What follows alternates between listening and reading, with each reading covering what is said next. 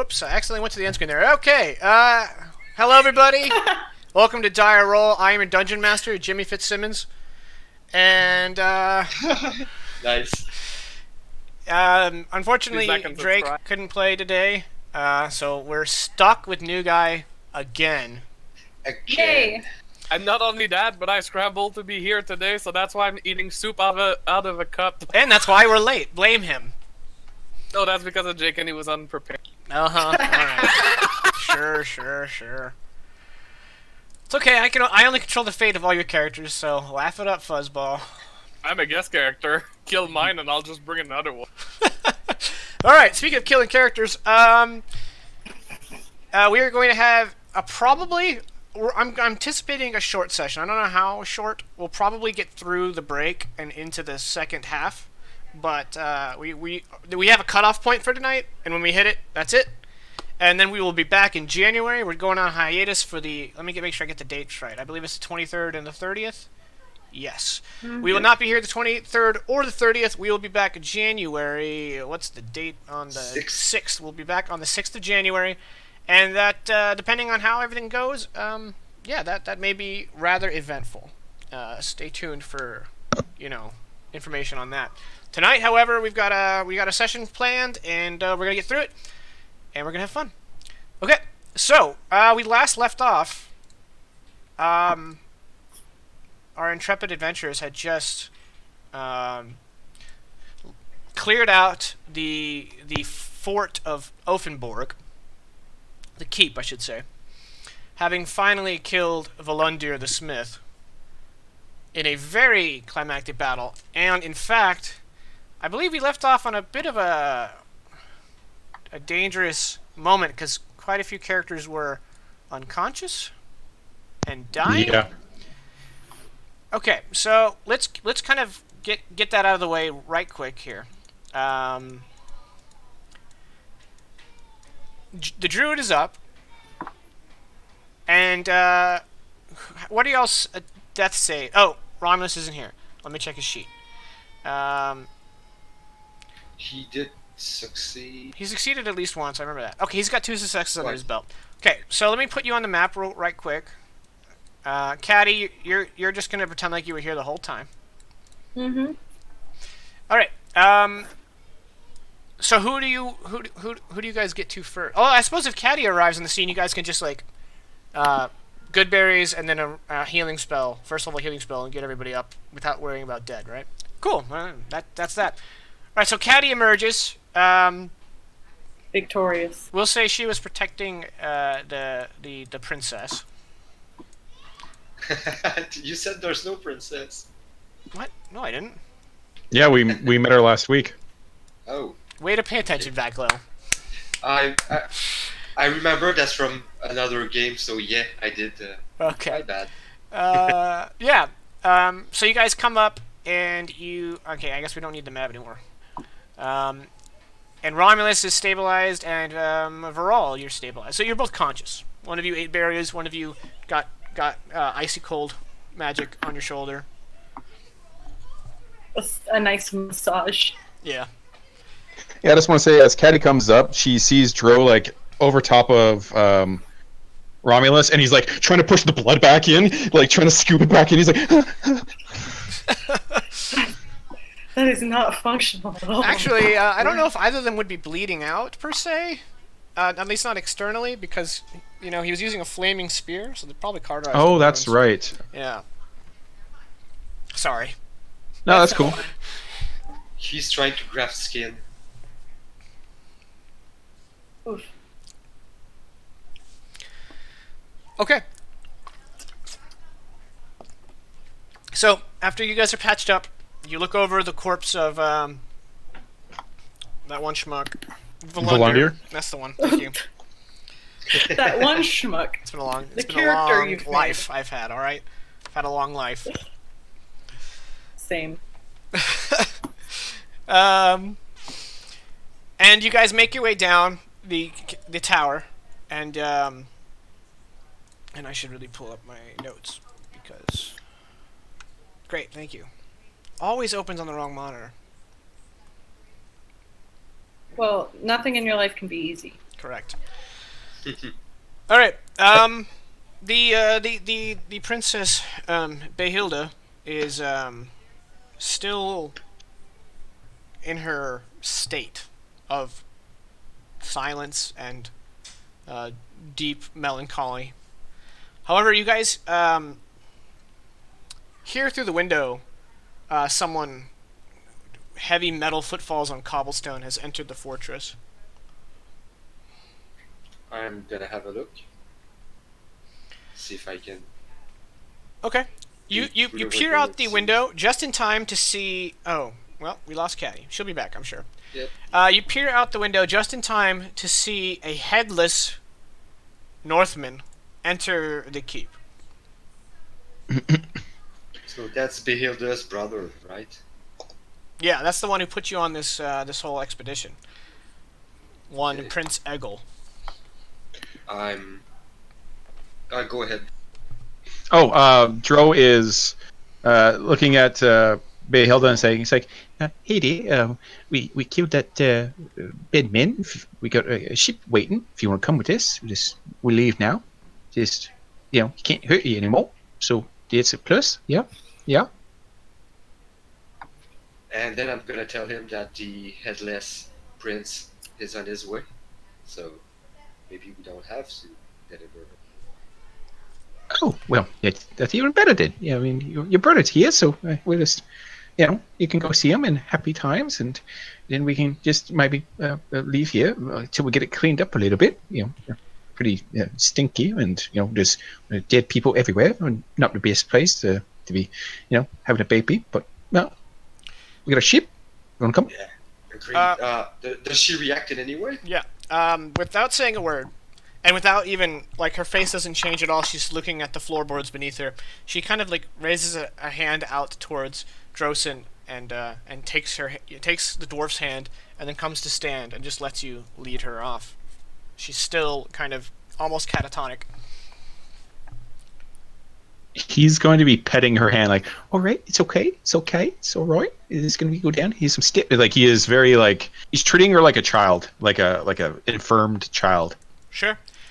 All right, you make your way all the way down to the first floor, where, well, actually, you guys haven't actually seen the first floor, but it appears to be a small, and I say small because it is a keep, although, for a standard citizen, this would be rather large, but small, relatively small throne room, and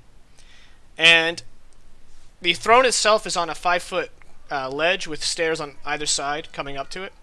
And up against, like, with leaning his arm on the lip of the edge is Prince Eggle the Headless, with one hand kind of like touching the throne, and as you guys enter, you guys can tell he's very weak, and as you approach him, you can see strange white wisps kind of leaving him, like just kind of like evaporating into the air.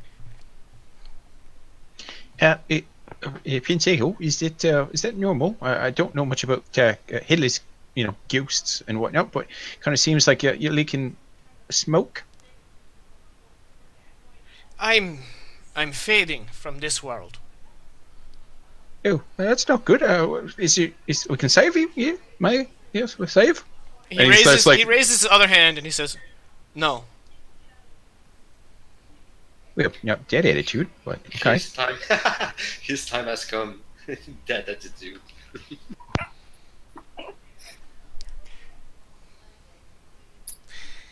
You have fulfilled your end of the bargain, and I shall fulfill mine. And again, with his free hand, he reaches into like underneath his chain shirt, and then he pulls out a key. This is the key to my chest, and the axe will be wherever you laid my brother to rest. Dro grabs the key and then just stares at him and reaches forward and tries to put the key into his chest. I knew it would happen. Yep. Eggle just kind of, well, he doesn't have a head, but you feel like he's just staring at you. And he just says, "Is one of you not an idiot?" Carl just- shakes his head. Well, come on, mate. Vacla's all right. It's it's hurtful, but okay. Yeah. And he's just gonna hand the key to whoever is behind him, Vaclo probably, because he's not an idiot. Yeah. And he looks dejected, like, oh, okay.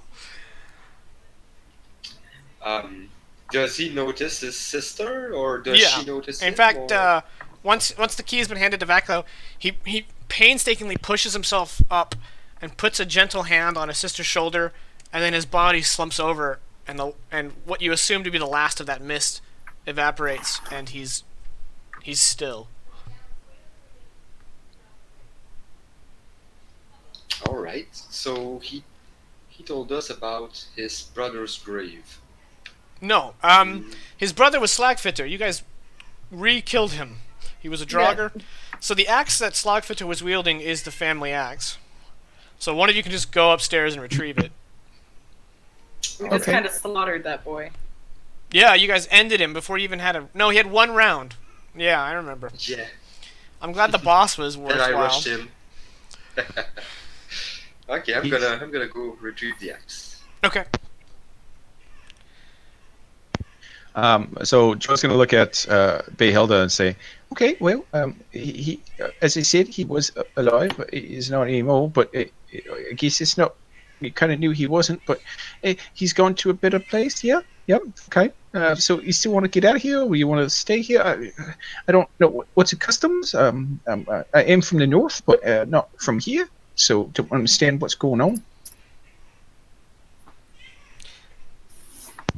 Again, she doesn't respond, but she continues to hold your hand.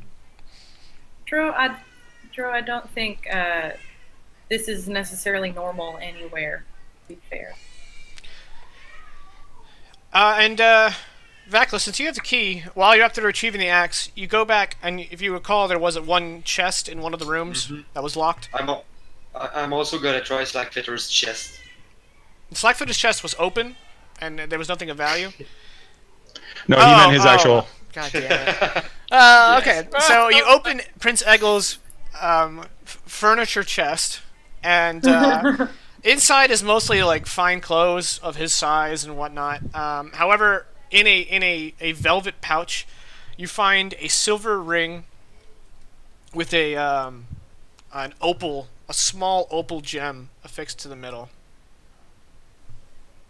Nifty. I think, actually, you know what? I actually typed out what it does. I may have gotten the description wrong. That's how I remember it. Are you prepared? I was scrambling to get everything together because new guy wasn't here. I know I did a check last time and even spent some healing on her, but would Dro think that there's any way to maybe alleviate her condition, or is this more like a mental thing as opposed to like physical ailments? Well, going off your previous check, I don't remember what it was, but It wasn't great. oh yeah, okay. So it's actually not an opal; it's a citrine. And yeah, at this point, you kind of assume that it's mental trauma that has afflicted her.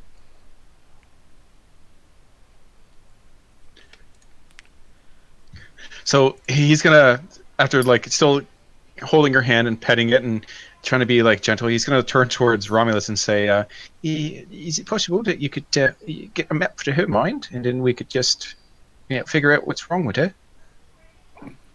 I'm gonna go ahead and play Romulus here for a moment. He looks up, like almost reflexively up to where his circlet would be, though of course he can't see it. He goes, I need this one. I don't know if that would work to begin with. It's possibly more trouble than it's worth. However, we could take them to someone who would actually know. Okay, yeah, I like the plan. Yep, it's a good plan. I liked it. Yep, okay. It's why you're around here. You're the smart one. Yep, okay. Oh, he should have had the key.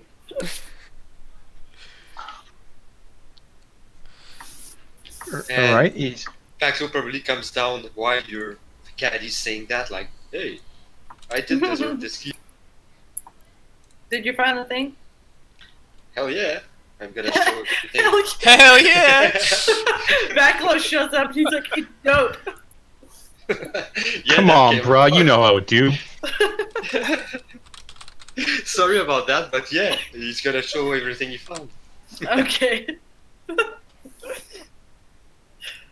I'm a bit tired. Yeah. Okay. Oh, all right. So I guess we're going back to Stillhome. Well, no, shouldn't we head to the Bearsod Marshes? Right. Okay. Just to refresh everybody's memory. The Great Master of the Order of Farah has gathered his forces and Vacla's contingent at the town of White Bluff. And we need to talk to the Pale Hags. Yep. I just didn't want to leave Bayhill here alone. So okay, I guess we can go there. It's just kind of scary. So we're gonna take her with us, or we're gonna leave her here. I just want to get out of this place mostly because it's dead bodies everywhere. Smells, And, yeah. Well, do you suppose she's got any one we can leave her with? Well, there's a town around the keep with somebody might know her, but I don't know if she has. Yeah, family Next of kin, yeah. Vaclo doesn't talk the language. we're He's not gonna try asking around in common. In East. we're not leaving her to be like killed by someone trying to grab the throne again, are we? Is it how politics works here? I've read stories, and I've heard stories, and I've been told stories of sometimes the politics can get a little violent, and they fight for the throne, and then it's not exactly the way we want it. That's true enough. Maybe she's, as you say, safer with us. Yeah, I'm not super familiar with politics, so you're going to have to excuse my lack of knowledge on that one. Well- she would be. He's gonna explain to Caddy like she would be used for her title or discarded for it. I would like to point out that though the children of the king are called prince and princess, you guys have learned when you were wandering around Offenborg that kings are elected. So there's no hereditary tie. So since the king is dead, she's technically not a princess anymore. Okay, and there's no benefit to the family like as landowners or anything like that's more so what I was concerned about. Like, Okay. Yeah, I mean, she's the heir to Nithander's land. Yeah. okay, I just didn't want her to get sold off for her land. But Well, you don't know if that would be the case. Yeah. You don't really. I was just relaying what you guys learned last session. okay. I know okay, you guys have I guess- slept and drank since then, so. I guess we'll just leave her here then, and hope for the best. Well, could you ask her about her family? If she's got anyone left to go to? Like, I'm not saying we just peace out and leave, but maybe not have to loop back to civilization before we go handle the impending doom. Okay. Behilda, do you have any family other than Eagle and the one in the armor, Slag Feather?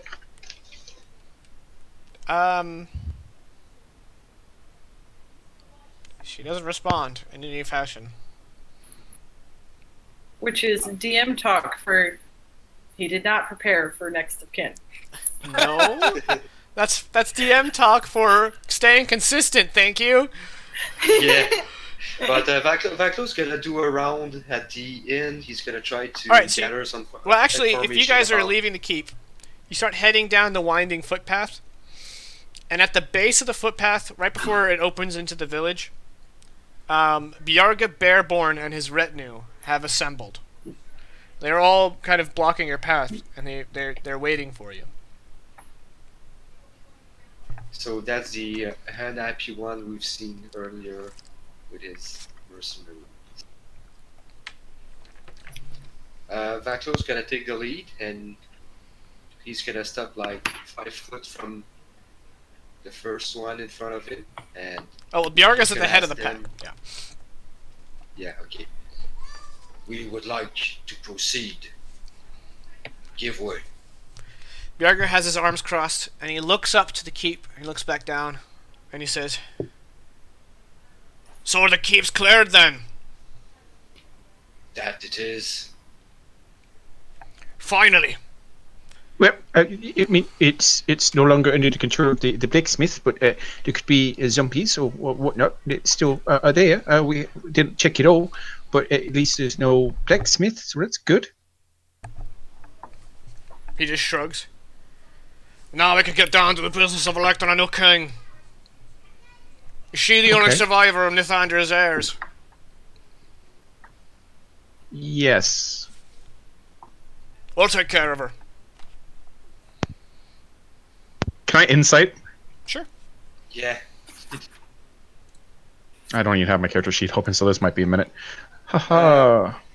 I'm gonna give you advantage if I can assist, but I'm not sure an inside check can be assisted. Yeah, this is an internal skill check.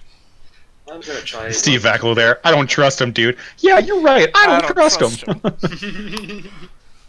Okay, skills load. And I'm inciting. Vakla, if you want to... Oh, that's Vakla's. Okay. I was about to say, Vakla, if you want to make one too, go for it, but you already did. Vakla got a 13, for those of you listening. Oh, you have 24. disadvantage? Because Dro's really trusting of people, so I always Oh. give him disadvantage on his insight. That's a damn shame, because you got a 24. Yeah, I know. I lost a crit, but Drosin, you don't got a good read on him, and Vaklo, you too can't quite tell his intentions, but you can tell that Behilda is not high on his priorities in any regard. Exactly. I'm gonna look at the guy. I'm gonna tell him, "You can do what you like with the keep, but we will take care of this one. She has suffered enough." He kind the entire time, Dro sends in looking at him like this. Alright, he kind of like tilts his head like surprised, and he goes, "Do you object to that, Behilda? Do you want to go with these outsiders?" And Behilda finally cocks her head and shoots a glance at Drosan, and then looks back at the ground, and then very gently nods. And he's like, "Alright, whatever. Make way, boys." And he kind of takes one step back, and his men kind of part. "Best of luck to you on your adventures or whatnot." And you too. And I'm gonna proceed without further ado. Wait! No, he said no more ado. I said no more ado! And then Bjarga Well. steps forward once more, and he says, "It takes strong warriors to clear a cursed place like that." Vacklo's simply gonna nod, watching him in the eye. We are what remains of the Great Banner. I never heard of it, but if you could endorse my position for kingdom, I can make it worth your while. Make it worth our while. How? Silver? Men-at-arms? Indeed. What do you need? Fighting men. You need Is fighting what we men? need. I got fighting men. We need worthy men. We don't just need any men. What are you trying to say? Also, we also take fighting women, not to be like sexist. That's- Yeah, to True clarify. enough. I thought we were using like the mankind version of man, but okay. Yeah. Look, Once again, it's Dro. Twitch, bro. Yeah, that's fair.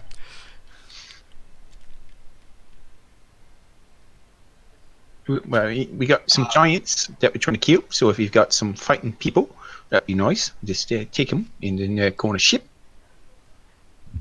I'm gonna look at the others and I'm gonna say, like, quietly, I'm gonna ask the other to give us like a minute, and I'm gonna say, "I do not care who is king here, but his men could be helpful in the fights to come. I say we take the time to install him on the throne, and then hope he keeps his word. Well, I mean, all he asked is an endorsement. All we have to say is, this guy's pretty neat, and move on our way. You know, this message has been approved by the whoever, whatever. I would say he's the one who cleaned the keep, if that could speed things along. Plus, I need javelins and hand axes. I kind of threw all of what I had. Literally over the edge. And he did call us mighty warriors, and I don't know about you, but I like being complimented. How many warriors do you need? As much as you can. We will fight a foe that was not seen in our world for a millennia, I think. He's like, that sounds worthy of song. How soon do you need the men? As soon as we can. We're not. We're short on time. I can send bcoEL here and muster up 100 axes for you. Well, Tell we me need where to people. send them. White Bluff. I thought they would be with us, follow us on the boat, or Well, he only has like with other boats. But he's only got 11 men with him, so yeah, and you have to muster. he's from ilwDY Brigha, because that's easy to say, which is like a 2 days ride from Offenborg. So he can't just clap his hands and have 100 men ready for you. I would say send them to White Bluff, and then tell him to seek the guy who leads the Knights of Bara. That way, there's like a commander who can work together. I would instead give him the name of my guy in my troop. Oh yeah. Well, if you guys are just like gonna endorse him and then head off, you'll be there before his men are. Perfect, cool. Yeah, that's. He slaps. He has my vote. He slaps Vaklo on his enlarged shoulder, and he says, "All right, here's what you're gonna do. We're gonna walk into the alehouse together, where it's full of people tonight, and you're gonna declare what you've done, how you've defeated the curse of Offenborg, and then you're going to say that you believe Bjargaber's son should be the next king. Embellish it however you want." I shall. With the world-renowned Vaklo flair, right? He's so ill.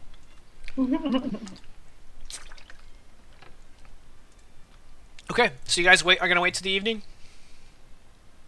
I will.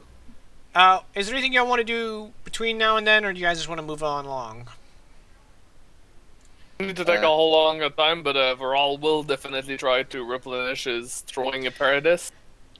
Okay, well, since you're in the good graces of Bjargaber's son, unless you backstab him, you just want some javelins and some hand axes? He probably just... Yeah, he's like, here you go. I just need a new hand axe. There you go. Everybody can replenish your weapons that you expended on old Volundir's ass. Got it. Perfect, thank you. I haven't fixed mine since those slimes ate it, so... I believe during a short rest you can identify items on a cursory level. You're muted, Fisto. If you attune to them, but that brings in its own, downfalls. Where if it's a cursed magical item, you've just attuned to it. So right. Well, the way I understand it is if you take a rest with an item, you can learn its properties, but not any bad properties, right? So it's like you can learn what it does mechanically, and then you can choose to attune to it. So that's what we're gonna do. So Sure. The axe is a kind of standard fare from the DMG Giant Slayer Battle Axe, which I believe requires attunement. Who's taking that one, Drosan or Varol? Well, Varol's already got a +1 weapon, Okay, cool. and the Giant Slayer is a +1 weapon. And the player should always get it first. Yeah, that's true. True enough. And Jorson does have kind of a rage boner against these giants, so Yeah, I mean having that's something. all right. So go ahead and add Giant Slayer, and if you, I assume you can find the stats on your own. Yep. For anyone new to D&D, because we're just kind of glazing over this, I'll just go ahead and read the statistics of it. It's a +1 magic weapon, which means it gets +1 to attack and damage rolls. When you hit a giant with it, the giant takes an extra 2d6 damage of the weapon's type, and must succeed on a DC 15 strength saving throw or fall prone. Which is nice, except that DC 15 is probably quite easy for a giant to succeed, because they're rather swole. But still, the extra 2d6 damage is not nothing. Okay, and then the next item, I'll go ahead and add this to everybody's journals. And then show to player. And I'll go ahead and just, it'll be easier to just kind of, there we go, let the audience see the screen there. So I'll just read it. Egil's Ring requires attunement. You have resistance to lightning damage. You have advantage on saving throws against being knocked prone. And then in the description. And you also learn from notes inside the velvet patch, written on like very thin paper that were rolled up in there with it, that Egil was asking for a ring to withstand the strongest storm when he set out to sea. And this is the result.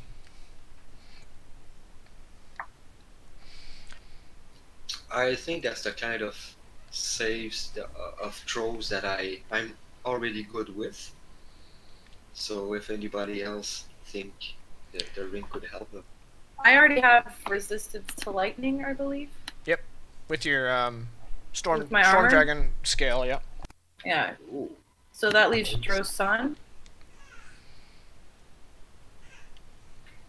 If the dwarf wants to go into melee with a giant, he might as well go with resistance to being knocked prone. I mean, yeah, I already got this nice X. I just don't want to take all the treasure.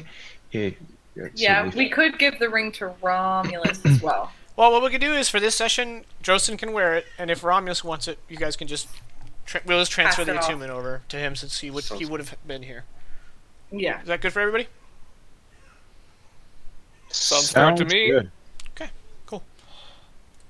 And that's in your journal under handouts for anyone who wants to look it up. Handouts. And All then right, I believe so, we have to go get our arrows. Right, but before that, Vaclo, Yes. the alehouse is now at peak capacity, and you and your retinue, the party enters. All right. So I'm gonna go into the middle of the place. I'm gonna give like 10 gold to the innkeeper, and I'm gonna pay around to everybody in the house first. Okay. And I'm gonna announce ale and mead for everyone, for we have just cleared the keep. And And then, now, I'm sorry. It takes a moment for that to disseminate because not everybody speaks Eastman, but eventually the entire everyone's like yeah, and so now all eyes are on you. we couldn't have done it without the help of my good friend here, and I'm gonna grab Bjorga by the shoulder, and I'm gonna shout his name like Bjorga, bear or something. Sorry, Bear I'm son. bad with names. Bear something. Bear son. We think he has the strength of a true-born leader. There's Hear like me. there's like shouting and then cheering and someone goes Bjorga, and then like everyone starts chanting, and okay, go ahead and give me a persuasion roll just for fun. All right. I am actually not too bad at that, even though I don't have. Actually, make it an advantage. No, actually 16's fine. Oh. You can go ahead and roll it again if you want to get higher. Okay, just out of curiosity, persuasion. Okay, yeah, so the 16, you succeed. Everyone in this alehouse is chanting Bjarga's name. You have successfully endorsed him in the hearts and minds of the gathered people. Drink and spread the word. That's how I'm gonna end it. And Biarga like stands up with a mug of ale and puts his arm around your neck, and then he like shouts victoriously, and then he leans over to you and says, "My men will be there in 3 days' time." And then he pats you and then like goes to mingle. All It right. feels so slimy. Yeah. It's called politics, Caddy. Oh, I'm aware how they work. It's very slimy. Yeah. You literally just traded an endorsement for soldiers. It's pretty much as slimy as it gets, except short of killing someone. Vaclo's gonna look at Well, we've Chuckle. done plenty of that. Technically, you Look at did. Caddy and Chuckle. He's gonna say, "Yeah, I do need a bath now." All right. So you guys spend the night. Biarga pays for your rooms. Nice. I'm gonna raid the mini fridge. Nice. And then you guys charter a longship to take you to White Bluff. Let me kind of... Okay. 9 miles. 50 miles. Alright, that's a day.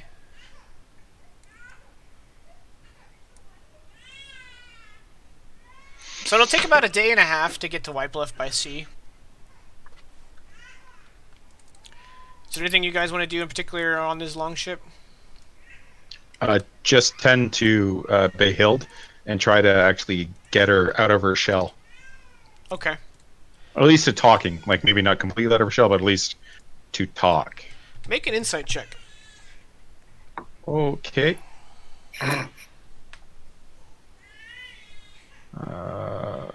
Yeah, well, this is going to be at disadvantage. Once again. I guess he's not believing, so let's go normal. It's not like he's... Sure. Yep, that's not what I meant. Alright, you cleave her in two with Giant Bane. No! Cleft her in twain. Okay. At one point, Curse these dwarf hands. when you bring her hot soup for dinner and you sit there and talk with her, she eats it, and at the end, just as you're getting up to leave, she looks at you and she says in a very meek voice, she says, "Thank you." His face is now beaming. He's like, it's no problem. It's just trying to help you. I mean, it's what we do. We help out folks. So it's nice to hear you talking. I'm Joe-san. I don't know if you remember, but yeah, Joe-san is my name. So yeah, okay. And he's just gonna see if she says anything else, and if not, he's just gonna slowly back out, like when you see a deer out in your yard, you're just like, it's okay. I'm your friend. I'm Texan, so we shoot him. No, I'm kidding. Yeah. Hence the battle axe hit. Yeah. No. Kidding. You don't do that in city limits. That's crazy talk. Anyway, that's what the truck is for. So, afternoon of the second day of your journey, your longship arrives in White Bluff, and yeah, you are received by a small contingent of guards because Northman longships don't normally come upriver to White Bluff, up the Bog Brook, and so there's concerns. I'm gonna show my face. Okay, I I'm just a got a cow. message from New Guy. His computer blue screened, Oof. so I don't know how long that freeze frame is going to last, but he will drop eventually, and hopefully that will not be something that ends his computer. Great. Now I'm gonna have to listen to that song. Misery loves company, right? I have no idea what you guys are talking about. I'm talking about the song "Freeze Frame." Oh. Okay. But are you back with us? Hey, that was quick. Cool. All right. Yeah. It doesn't take much for you guys to. I mean, you got Vackler with you. He is a landed, or at least the son of a landed lord. So he just kind of flashes his stuff around, and no one asks any questions. Wow, one of those guys. Yeah, I have a face that people tend to remember. that's true. He's very. Hat- You'll hear from my dad about this. Hashtag white privilege. Oh, don't do that. Sorry. That's the one. That's my one and done. Shame. Let me get back on track there. Gotta get Fisto in timeout. Yeah. Minus 50 DKP. Oh. Alright. Once everything's been cleared up, one of the guards says, Lord Joser, Great Master Vensic is waiting for you in the longhouse. Then we shall not make him wait. I'm gonna look at my friends. Are we ready? Ready as we'll ever be, ain't we? Well, I mean- I got my axe and javelins back, so I'm ready. You're ready for anything. Let's go to that gala. Well, mostly fight.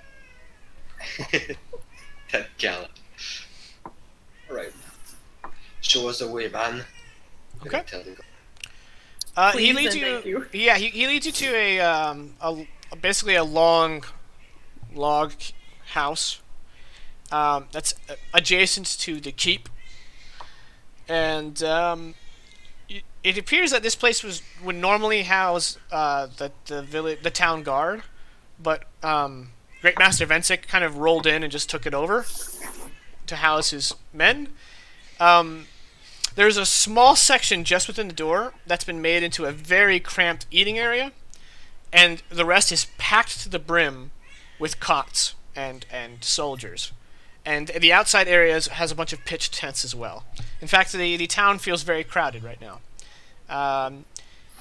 Because your 100 men are here, and his 500 men are here.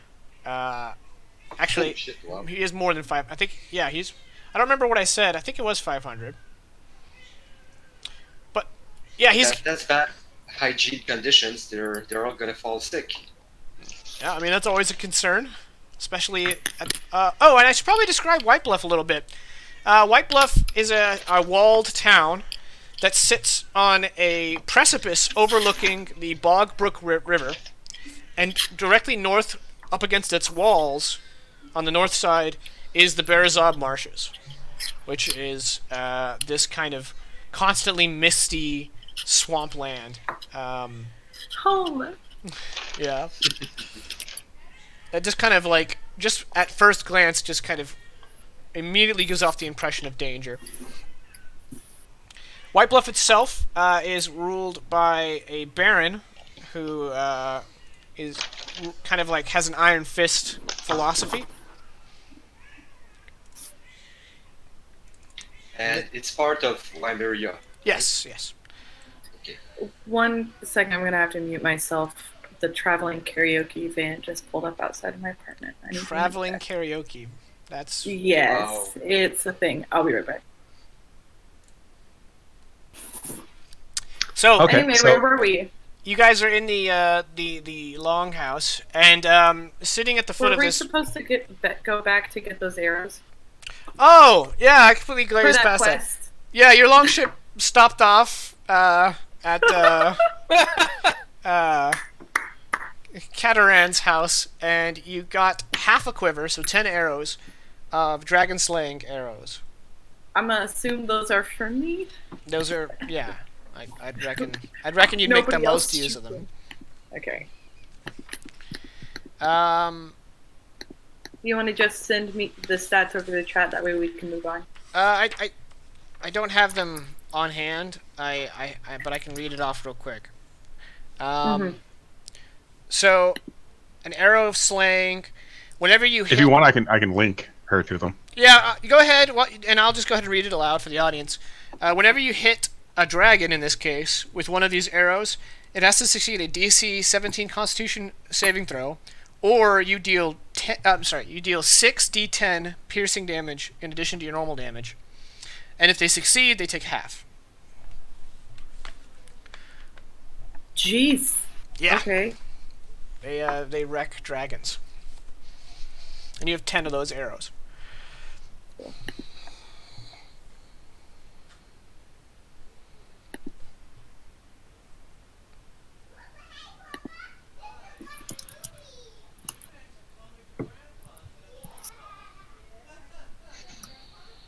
But now we're in this longhouse, correct? Mm-hmm.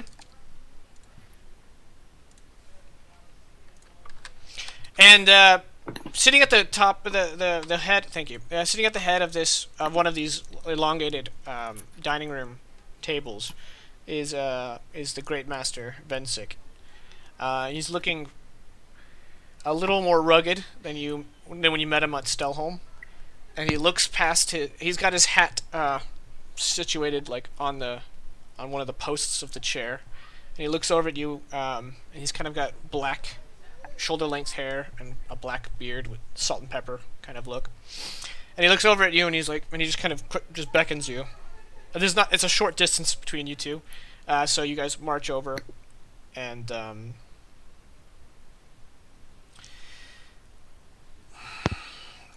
we go ahead. We arrived. Like we said, we got some cool things to help us fight the giants and the dragon. So that's good, right? And he's looking towards his companions, like. That is right. We've also made allies that should be here soon. Maybe one day or two. 100 Northmen will join us. He kind of like nods, and he's like, "Excellent. You've done well." How are our men doing? They're anxious to get moving. 50 of our men have succumbed to some fever, but they should be good to march. I don't know how well they'll fare. We'll put them in the reserve, and with your addition of 100 men, that should be more than enough to counteract the loss of fighting souls. We've also been dispatching scouts into the marsh, looking for the burning rock you described. I've lost the majority of the scouts to the bog, but some have returned and told us that a sizable force of monstrous beings have amassed at Burning Rock.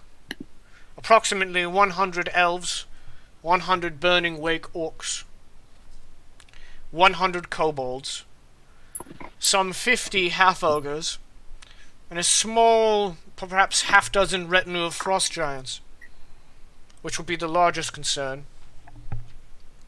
They suspect there are more kobolds in hiding. There's been no sign of the dragon.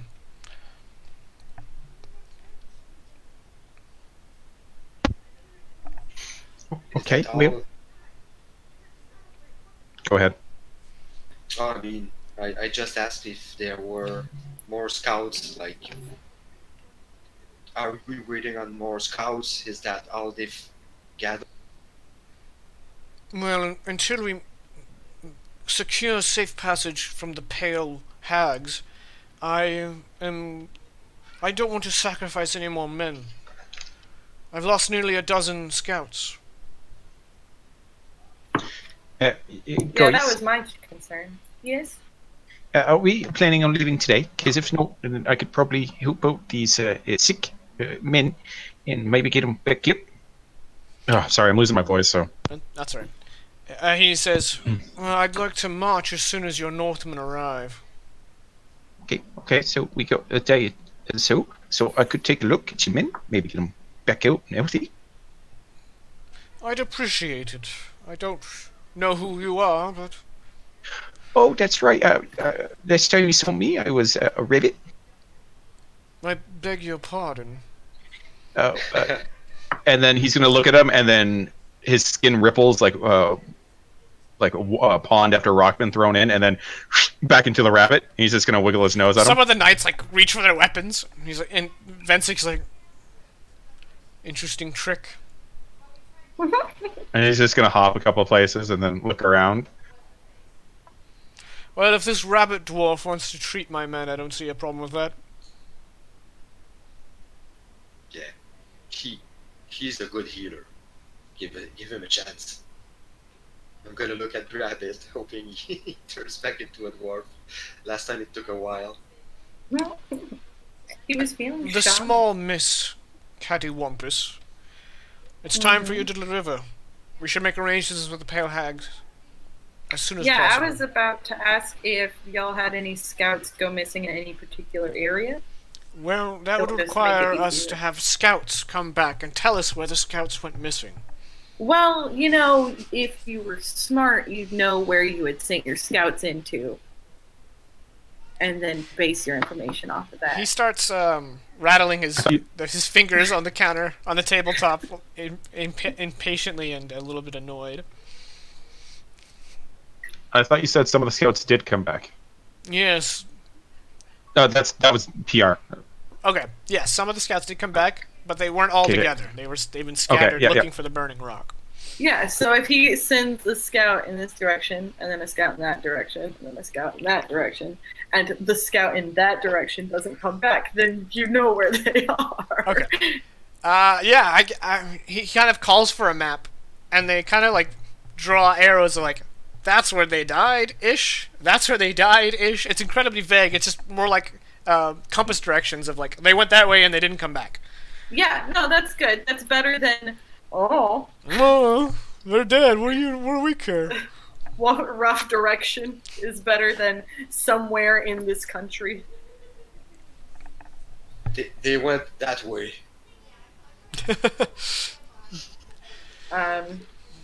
All right, that helps a tad bit. Caddy, can you go ahead and make a religion check? Yeah. Hey, and now that you got a level of cleric, Mhm. are you proficient in religion? Oh, I haven't done my proficiencies, but yes, I would think so. At least- Subclass, multi-classing's a little weird. So Yeah, I'll I'm look pretty that certain up. you don't get. I'm pretty sure you don't get it. Yeah, you probably only get the armor and weapons. Yeah, you just get armor and shields. That's what you get. Yeah, which is fun. Considering you already had all armors and shields. I didn't have shields, actually, I don't think. Yeah, I don't Yeah. know. I'm As a ranger. ranger, you do. Oh, okay. There you go. But I don't think you get heavy armor either way. So Yeah, that's fine. Religion check. okay. You've obviously made tribute to the Pale Hags before. Because that's what you're supposed to do, really. Out of habit. Right. And when you first talked with the Great Master, you don't remember ever meeting the Pale Hags, but now you do. However, you didn't do anything to call them forth. They came to you. Yeah, that was Uh, kind of like a destiny thing. Right. But you are aware of a method that the locals use to summon them. However, that is all you have. You don't know the proper sacrifices to make for an army to pass through their lands. However, if you summon them, your hope is that they'll just tell you point blank what they require. I think I think that was my plan in the first place. Like, even if a local knew what sacrifice you make to, like, the Pale Hags in general, I don't think anyone is going to know, this is how you get an army through their lands. Right. Yeah, that's not a common thing. Oddly enough. Yeah. So in that case, if I don't know how people do it, I just know that people know how to do it, so I can ask around.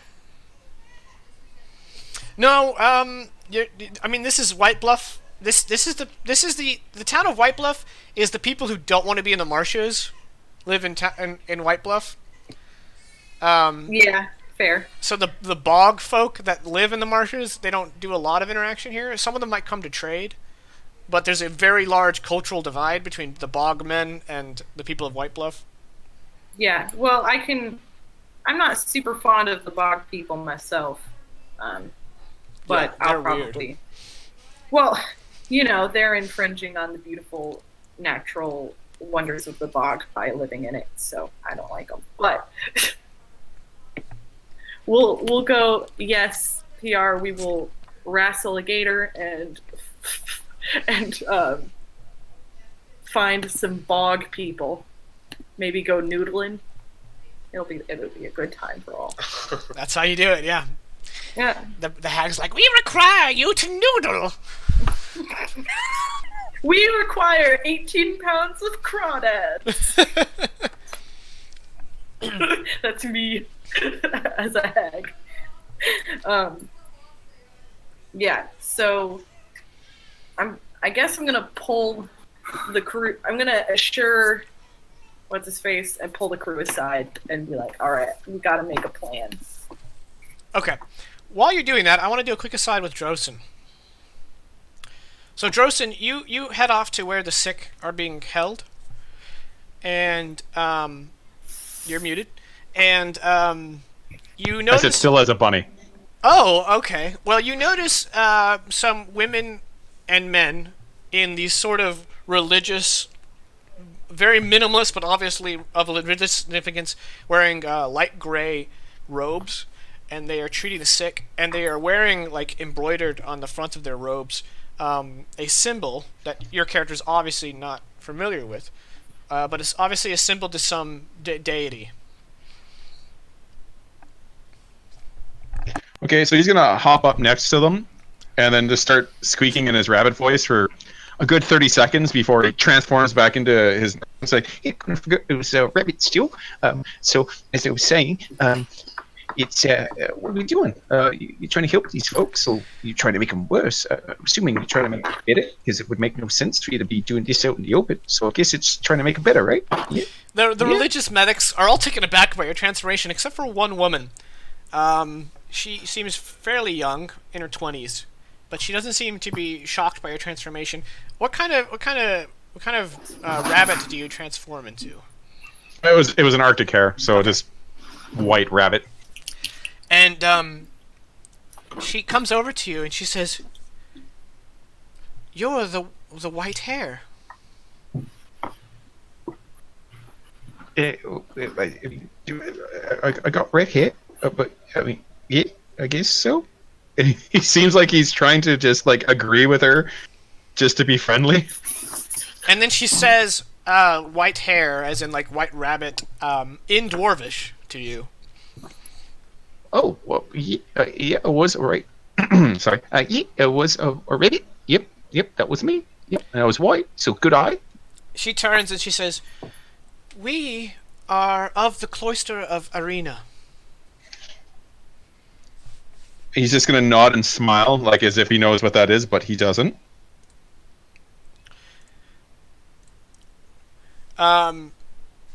Choose to fail that deception.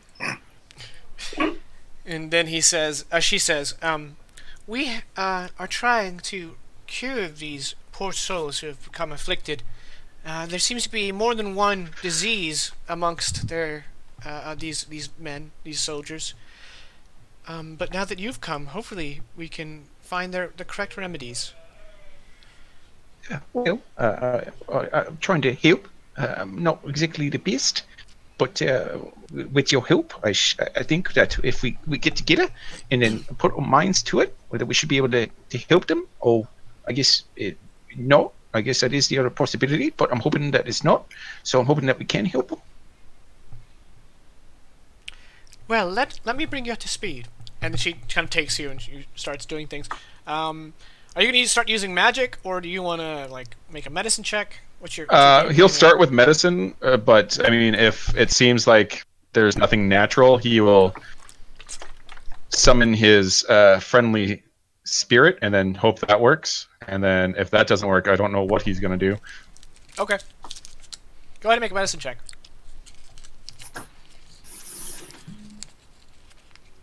Okay, medicine. Hey, I'm proficient in that. Yeah. Okay. There seems to be... Some of them are afflicted with the flu. And some of them are afflicted with pneumonia. Okay. And others have flu-like symptoms, but you suspect they're having an allergic reaction to something in the bog. So nothing out of the ordinary, but obviously, given that this is like 13th century level of technology, a lot of these people are very, very good chance they're not going to make it. Okay. Would he know of any natural remedies, or at least maybe not cures, but at least stuff that would help alleviate some of the the symptoms and at least get them on the right path to. Yeah. However, the cloister of Arena, they have kind of put everything they could. They've already done everything that you would be aware of. Oh, okay. The cloister people seem very proficient in the craft of healing. Yeah, so it seems that so he's gonna spend some time looking over people like, and just start like, I hate to do this. He's gonna mansplain to her for a bit, not realizing that she already knows. Okay. Sure. And every time she goes, "Yeah, we've already done it," he's just like, "Oh, okay." Well, sorry, she is incredibly patient with you, and yeah, she's not abrupt or short in any way. In fact, once you're done kind of spieling, she compliments you on your knowledge and your talent. He's just like blushing and kind of like swaying back and forth, towing the ground. Would he know if using some of his magics would alleviate some of these sickness? I mean, I don't have remove disease or anything like that. I just have like cure wounds and healing spirit. Do you have lesser restoration? No. Oof. I mean, I could have them tomorrow. Okay. I don't know if there's a cure. Is there a cure disease spell? Or I know there's a protection from disease. I think it's lesser restoration. Lesser restoration Okay. or. Well, lesser restoration would do it. So if you want to like come at this in the morning with a fresh spell prepared. Yeah. He before he did that, he would definitely he'd be like, okay, well, just want to go check with my friends, and then if I can in the morning, I'd like to take care of them. And he's gonna. Go ahead. Finish what you're saying. No, he's gonna go and check with the companions to see if they're gonna be leaving tomorrow or if we're waiting for the Norsemen to arrive. Okay. Well, you can also use your healing magic in general to keep those who are like, really rough, just kind of help stabilize them. It won't cure them, but it'll kind of give them a little bit more vigor to fight the disease. Okay. Or to just last long enough for you to come in with your lesser restoration. Okay. So you want to regroup with the party? Yep. At this point, how far ahead in the day are we? Well, you arrived in the afternoon, so it's approaching evening. Okay, so leaving right now would not be wise. Well, you guys are waiting for the Northmen, who will be arriving tomorrow. Oh, I thought we wanted to go for the Veil Hags. Oh, negotiate right. passage before. So tomorrow we have a buffer day, right? Well, Caddy would know. Actually, I want to wait till she's. I don't want her to miss it. Yes. Caddy, you would know that the best time to commune with the Pale Hags would be, like the times of day that hold power, like dusk, dawn, midnight, noon. Okay. You're muted. There you go. I was just making a joke, so it doesn't really matter. Okay. Okay. So, yeah. What do you got? What's the game plan here? So Joe will come and say, we planning on leaving tomorrow? Or are we going to be waiting for the Northmen? Or what's just a bunch of sick people, and I wouldn't mind taking care of them if we could. Well, I'd really like to get out. That way we are already in the marshes before the army has to march into it. Like, we guarantee the marshes are safe before the Northmen arrive and we need to march. Otherwise, you're going to be spending a lot more time doing just this. Okay, well, all right. I'll do what I can in order to help, but I mean, I really can't do much. They got some really smart people. Have you ever heard of the cloister of Arena? Vakla would have heard of them, perhaps only in passing. He can make a religion check to see how much he knows. Okay. And Caddy, you can also make a religion check if you want to see. Varel, You could probably do it too, but Viral is Viral, so it's up to you. You can choose Vaclo- disadvantage. Vaclo probably said, I heard they're sissies. There you go. Yeah, it's not really Vaclo's style. Religion. Let's see what skill do I have. Nah, he's not religious. Okay. So everyone's just like, yeah, I've heard of them, and that's about as far as they go. You would, or at least Caddy and Vaclo and Viral, you would know that they're not part of the core pantheon of the East. The core pantheon is 3 gods and 1 god, well, 2 gods and 1 goddess. There's Othig, Farah, and Giflov. That's like the core pantheon of the East. And then the Cloister of Arena is viewed kind of as a cult. But that's the extent that you know. When I use the term cult, it's not like... So, like, old term for cult? Like, yeah, like just like heretical? just a little bit of heretical, kind of. But you guys don't know anything beyond that. You don't know... You've never interacted with them. You don't know what they're like. You just know, oh yeah, those are like the weird people that follow a different god for some reason. You know? Yeah. Well, I've met them, and they're looking after the men as well. So I guess you could just leave them in their hands.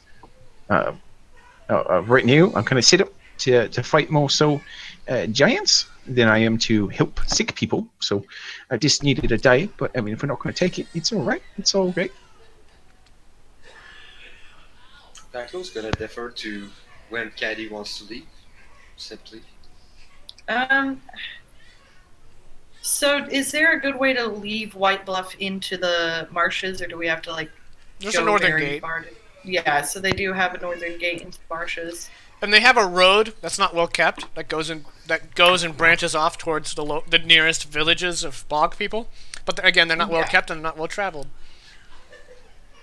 Is there a lot of background noise? No. There's a bit from what I can tell. Well, Like white okay. noise effect. My dad's here, so the kids are having a party. Well, yeah, that's what happens. Nice. Yeah, so I wanna...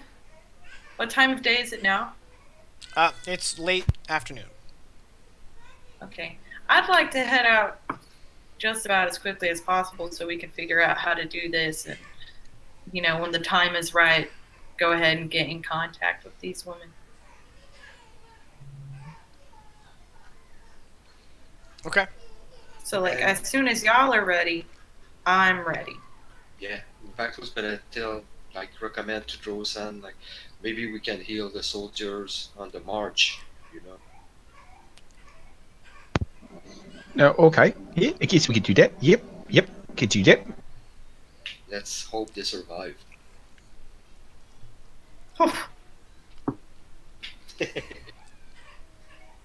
Like, I understand we need the soldiers, but it's not going to do us any good if they, you know, if they can't even enter the marshes without being immediately put to death, you know? True enough. No, all right. Yeah, no, I understand. Just trying to be helpful. You know, try to be nice. Well, all right, Dro-san, you are helpful and nice, but like you said, they're doing what they can here, and we need to make sure that these boys live to fight. And this is something we can do that's helpful to them that no one else can do. Okay, you convinced me. I'm on with this plan. You can go see some hags. Go see some hags. Go see some hags. And Great Master Vensic is also like, I shall of course accompany you. Make sure you don't make any concessions we can't abide. Right, because you think you get to pick and choose with the pale hags. I shall see for myself. Understandable, have a nice day. All right. And then Viral seems raring to go. What? Does Viral seem rearing to go? Oh yes, yeah. Oh yes, I'm well reared. I heard a color. I was like, what? I actually had a Viral moment You're too in character. You got Yes. too dumb. I also want to say that since the Lord has spoken up, Drozen has this like almost like big smile on his face, and he's kind of humming to himself like he's happy. Well, that is Okay. weird. So Caddy goes and finds a villager that she can buy a chicken off of, and you guys Yep. make your way into the marsh. And along the way, Caddy, can you make a survival check to gather some of the necessary ingredients? Oh boy, can I? Actually, this is my Preferred terrain. favorite terrain. Yeah, you get Yep. advantage. I just can do that. So let's We're survive. finally here. We're finally in your favorite terrain. We're- it's finally important. I'm never leaving again. Okay, advantage. Okay. So you manage to scrounge up the necessary herbs and whatnot. And eventually you find a the perfect kind of location where it's just like a almost perfectly circular pool amongst some above water ground, and you prepare the ritual site, and then you make a sacrifice of the chicken, and you burn everything but the chicken legs, which you place where they need to be. And as the smoke rises, the sun is just beginning to set, so it's dusk. And the smoke starts to billow out unnaturally. And Vensic has two knights with him. One you've never met, and another one is Keldon Brightler. And the two of them go for their swords, and Vensic says, "Steady, men. I'm sure this is all part of the plan." And the smoke envelops you guys, and it kind of drowns out the light of the sun, of the dying sun in the distance. And suddenly, each of you kind of see hunched figures whipping through the mist, the black smoke. Dro is going to let out an incredibly manly scream. Sure, yeah. Incredibly manly By scream. manly, I mean high pitched and like ah! Jump up on Backlow. Yeah, he's gonna be very tense. He's gonna do every effort to not put his hand on his blade. How's Spirit Reaver? Yeah. That's all I Spirit can think Reaver about. speaks to you, Backlow, and says, "This is a place ripe for power, but be wary. I have not sensed magic like this in all my life." Nice. That continues to destabilize Vaclo, so yeah. All right. The cloud formed by the fire starts to rise until it's kind of sitting a few inches over Viral's head, and then there's still a little bit of mist, but you can all see much better. You can see each other, and you can see that you're surrounded by 13 quasi-feminine forms. Point of order. When you say it's over Viral's head, is that just height wise, or is it condensing around just Viral? Oh no, that's height-wise. And Okay. it is kind of boxed in, like around you and above you, and you can no longer see there's no more light coming from the sun. The only light is coming from the fire. Okay, I So just there's- want to make sure it wasn't just like Yeah. condensing. Yeah, okay. So there's a lot of hard shadows, and you can make out these 13 figures. Each one is of different body shape and height, and they all are wearing like effectively rags, and it's covered in animal and human bones and patches of skin and hide, and just they all look very unsettling. Some of them are covered in boils, and they all have that like withered crone kind of look. All right, and Caddy's standing like right in front of the fire. Kind of Caddy here, fire, and then like a retinue around. Correct. Yep. Okay. I mean, Dro's behind Vaclo / clinging onto the back of his like hip, but yes. Okay. One of them is actually leaning on a cane, and she looks like a warped, gnarled tree, made of flesh. In fact, she appears to be afflicted with severe scoliosis, as she's sort of like her body forms like a crooked S, and she's completely hunched over, and she's constantly geriatrically shaking, and She kind of takes one hobbled step forward and goes, "You have summoned the hags?" I have in particular, yes. That was I. I have a favor to ask of you, to implore, really, and it is for the good of all, and for you and for Marshes. But A trio of them turn into smoke and rush over to Viral before reforming into their physical form, and they all start pawing Viral uncomfortably. And one of them says, Jesus. "You've brought such fine, strapping men to us." well, that's not really what I was going for. I've got quite a few strapping young soldiers who need to march through your lands, actually, is what I was going to ask you about. Viral is not really on the table, so to speak. And he doesn't look like he's too keen to be on the table either. Although he's not grabbing his weapon, you can tell that if he gets any more tense, he could literally explode. Like, he's not very comfortable. One of them, who appears to have just recovered from being run over by a truck, gets uncomfortably close to your face, Viral, and says, "What's the matter, big boy? Never been with a woman before?" And for all, like, just outright says that. Like, it's not meant as an insult, but it's just the first thing that comes out of his mouth is like, "You're a woman?" She like throws her head back and just cackles. And the withered hag says, and she kind of holds up her hand, and the three that were kind of harassing Viral kind of like stop talking. And she says, "What's this I hear? How many men do you wish to march across our march?" One second. Guys, how many is it? It's greater than Vensik 500. puffs up his 700. chest, and he says, 700 men and women. Is that including the Northmen? I was trying to remember He how many nods, like, forces yeah, that's there- including. And the hags all start looking to each other. And you can't see it, but you get the impression that they're all talking. But you don't hear anything.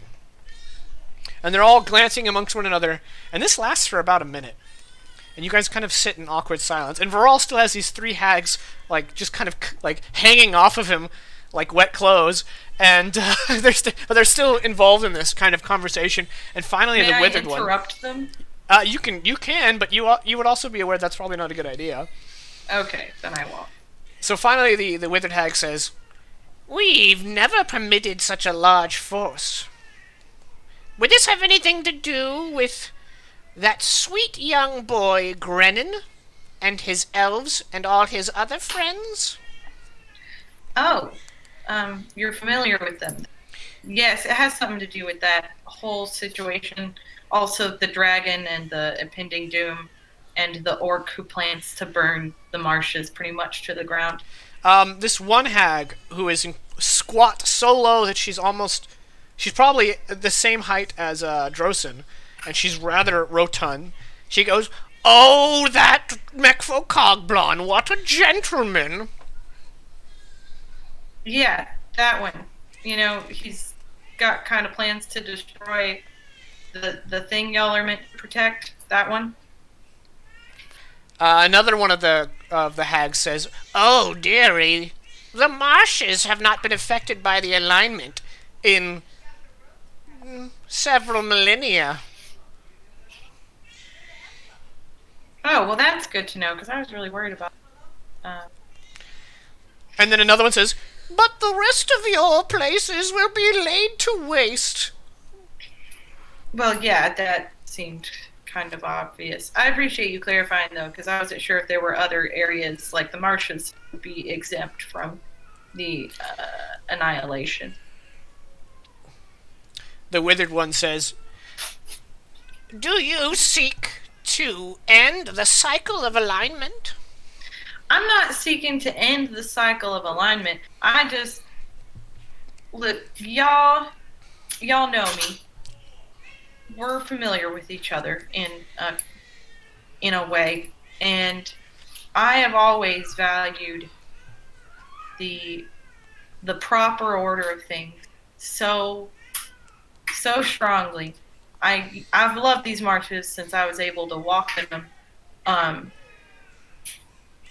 don't want to end the natural order of the world, but I'm worried about the consequences of having those particular gentlemen you mentioned in charge of such power. They have shown themselves to not be very responsible. One of the hags, a completely new one, says, "Orcs, a despicable breed. We eradicate them whenever they come into our lands, except for this Burning Wake clan. They had to make considerable sacrifices." Yeah, see, that clan in particular is one we're worried about. You know, they destroyed some forested areas we were protecting over. The withered one with her free hand just does waves it towards you and says, "We have already granted passage to Grennan and his allies.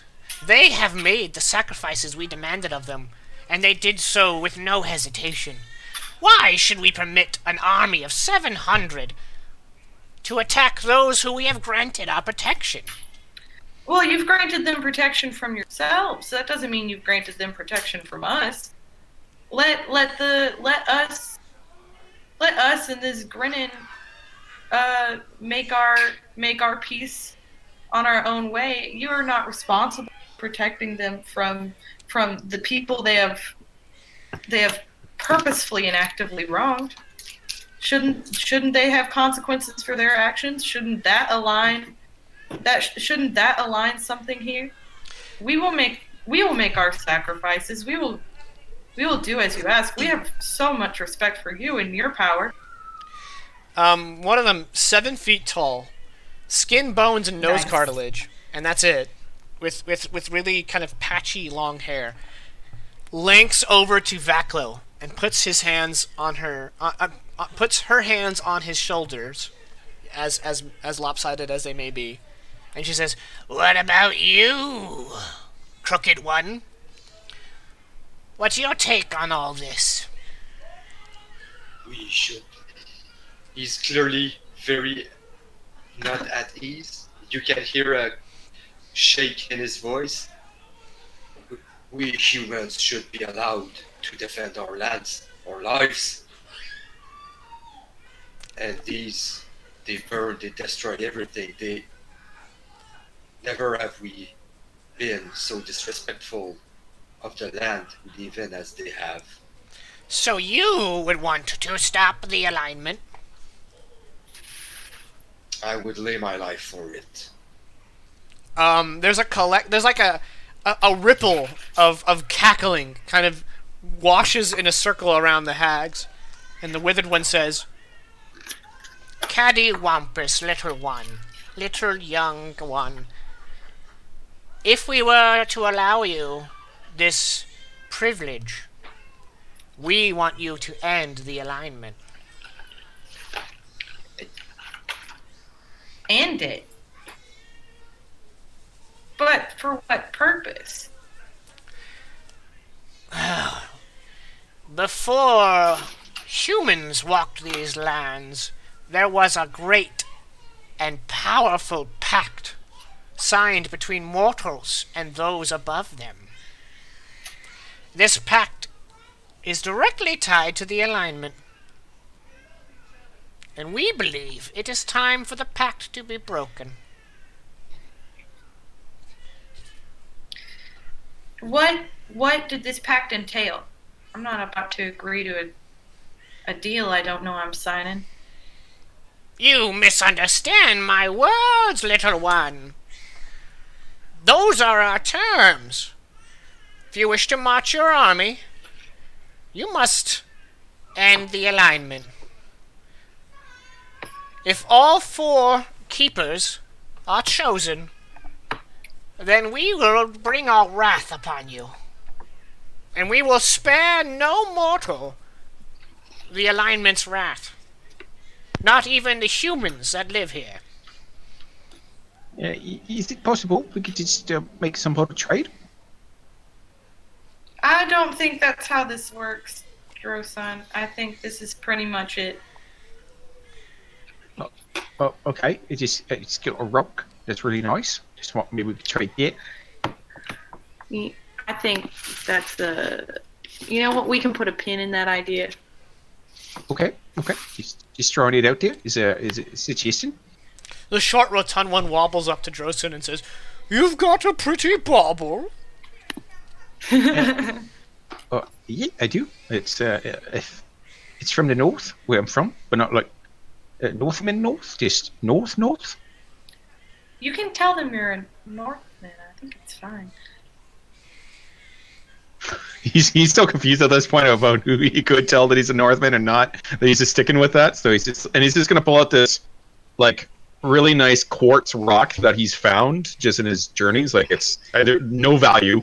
It's just a nice. Just a rock. It's just a quartz, like naturally forming quartz. The rotund one looks at it and goes, "Oh, you sweet little thing. I could just eat you up."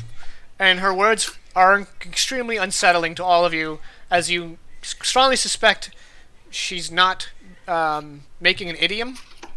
Yeah, not being rhetorical. About... Yeah. Quite literal, yeah. Well, thank you.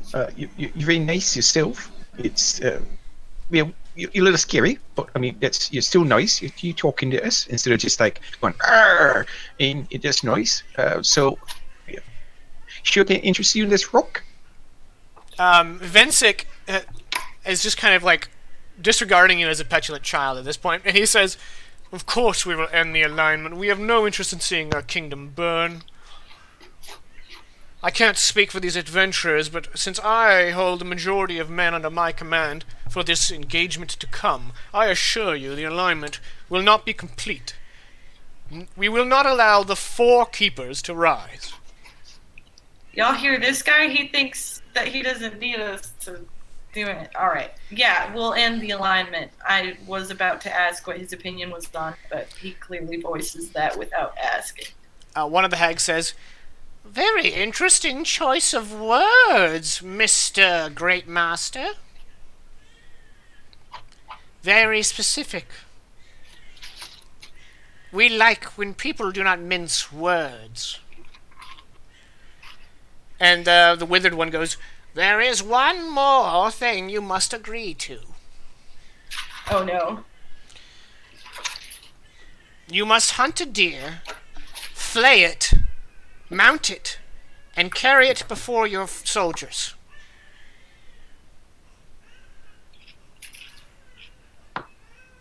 Oh, can you ask why?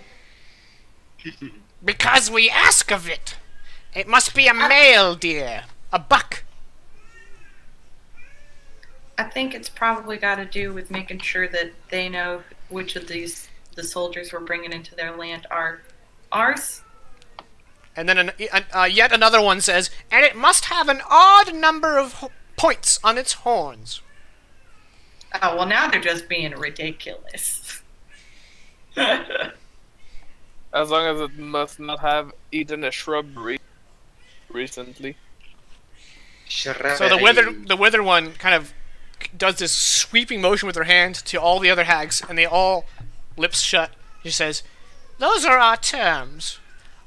You carry the totem of the flayed deer before your army, and you end the alignment, and we will not interfere with your battle. Nor will we let the land and creatures of the marshes claim any of your soldiers." Vensic just kind of says, "That sounds reasonable to me. I don't like the idea of carrying an idol, but if it's for the right cause, I will allow it." That's what he's got. Cool. All right. Is there a way? Would I remember if there's some sort of way to end said meeting with the White Hags? Like, we've come to an agreement. Let's shake hands, style thing. Well, you know that any agreements made have much more weight than between 2 normal people. And Yeah. yes, you assume once you've settled your business with the hags, they will go their own way. Yeah, I was just making sure I am doing things right. Does the man in audacious red speak for the whole? Well, he does for now, yes. He does in this matter. Then it is agreed on this hallowed meeting site. You have our protection, assuming the totem is prepared. And then the smoke billows out once more, and as it passes over you, it disappears as quickly as it came. And when it fades, just as it fades, the last light of dusk vanishes, and it's now twilight, and all the hags are gone. Faclo's gonna release a breath he didn't know he was holding. Ugh. Phew. Johnny's going to have to give up my rock there for a second. Well, I appreciate that you were willing to make that sacrifice. The fact that you brought it up at all. I know it's pretty rough.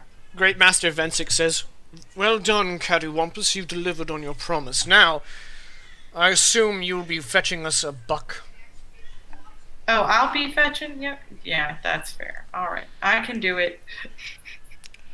Very well. Presumptuous of you, but yes. If we want it to be done well, we should. We should what? Take care of it ourselves. Yeah, you're right. Not gonna trust these guys to wander around the marshes. We shall return to White Bluff then. Alright. He nods to Keldon and the other, and they turn around and start heading back. So we're gonna hunt down a buck? Is the whole party gonna do it? I don't know. I'm a hunter, so I'll definitely help if. I do have a question for allowed. Vaclo. Did you march out into the marshes in full plate armor? I'm not gonna hunt in full plate. Okay. That would be hilarious. I could be at base camp waiting. If I hear a scream, I rush or like come get me when you're done. No, I like the idea of setting up a camp like a deer blind, Okay. Well, Caddy, obviously you're comfortable and familiar with hunting in these parts. Mm-hmm. So I can like bring Viral along for fun. I don't know if Drosan would enjoy that sort of thing. No, not really. No, I didn't think so. Just given his like disgusted / like sad face as you butchered the chicken, which he did not expect. Like he didn't know that was coming. He was like, "Oh, lovely, we're bringing a new friend." Yeah. And then, why are you killing him? Yeah. If Caddy ever asks you to transform into a chicken, be wary. Run. As fast as your little chicken legs can take you. Yeah, so do I need to Go ahead and make check? a survival, and since this is your favorite terrain, you have advantage. Yeah, I've also got Viral, so that would have done. All right, Caddy, you got an 18. That's probably sufficient. You hunt well into the night, alone. As the rest, I guess Viral's with you. You and Viral hunt well into the night, and eventually you come upon a 5-horned or 5-pointed antlered buck. And just because it really won't serve us if I make this a pass-fail check, you are a skilled, well-seasoned hunter, and so once you have it in your sights, it's only a matter of time before you bring it back to the town. All right, now the next day, Drosen, I assume you'll be tending to the wounded with your lesser restoration. Yes. The Northmen have not arrived yet. Oh, okay. Then yeah, hell yeah. Okay, now, any of you guys who would like some mundane gear, you guys can gain free of charge. You can requisition any weapon you want in any quantity within reason, and any armor short of plate mail. And you can also no splint mail, so no splinter plate. But if anyone wants to get new armor or new mundane weapons, you're in the company of an army. You guys can just requisition one, and obviously plate and splint would be hard to. They don't have that lying around. But everything else, if you guys want to get better armor, want to stock up on weapons, you guys can do that now. Okay, let me check something real quick. Now, Caddy, you got magical armor, so I assume you're probably going to. I'm good on armor. Yeah, I was gonna check something. And Vaclo, you're already armored to the teeth. But I know Viral has been wandering around practically naked, so if he wants to grab some medium armor. Well, I would need some pretty solid armor, because unarmored gives me con and dex bonus. If I put armor on, then I lose my con bon. Right, so your AC is 15. Yeah. If you get half plate, what's your dex mod? My dex mod is 2. Yeah, so if you get half plate, that brings you up to 17. But he would also lose like his fast movement and most of his other traits. That's right. Yeah, that's the when I checked it, I just checked to see if you would lose rage. You would still be able to rage, but you're right, you would lose some class features. I thought most of them were just like as long as you're not wearing heavy armor. Fast movement is as long as you're not wearing heavy armor. Oh. Yeah, fast movement is very heavy armor. Well, actually, you know what? I could get a shield. No. If you get a shield, you would lose. Oh, are you proficient in shields? Yeah, barbarians are proficient in shields. I mean, you wouldn't. Actually, I don't think there's any penalty for using a shield then. Nope, it says an armored defense. I keep everything, including having the shield. Okay. But if you get the half plate and a shield, your AC would be 19.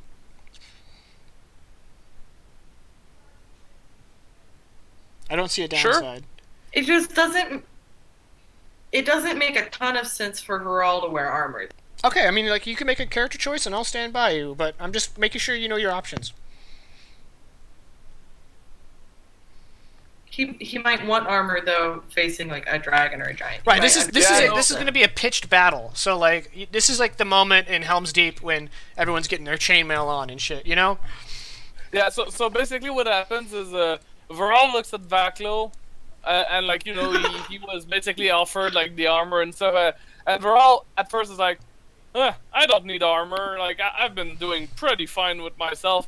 And then the little voice of reason, like in the form of Caddy just walking by, she knows that Viral is disregarding the help of armor and shield, and she just walks by and goes like, we're gonna be fighting a dragon, right? Just saying. And then she just kind of walks away, and Viral's like, yeah, okay, well, I'm definitely not fighting the same usual stuff. It's like everyone's getting dressed and Caddy's strapping the scale mail on and looks over and Viral's like not flipping through a book. He probably does not read, but like lounging around practically naked, like got a big pipe or something. Like, I'm having such a relaxing time. And everyone's getting swords out. During the montage, also, it's quite the opposite of when Gimli has like a long chainmail. It's the opposite, so it's Viral trying to get he's got a skin tight chainmail shirt. It stops at the navel. Yeah. It's a crop top. Towards the end of the day, okay, so half plate and shit. As Drosen is like, he's done his healing for the day. The cloister is going to approach the four of you. And rather ceremoniously, they don't have any words, but they kind of present you guys, and they hand each of you a potion of greater healing.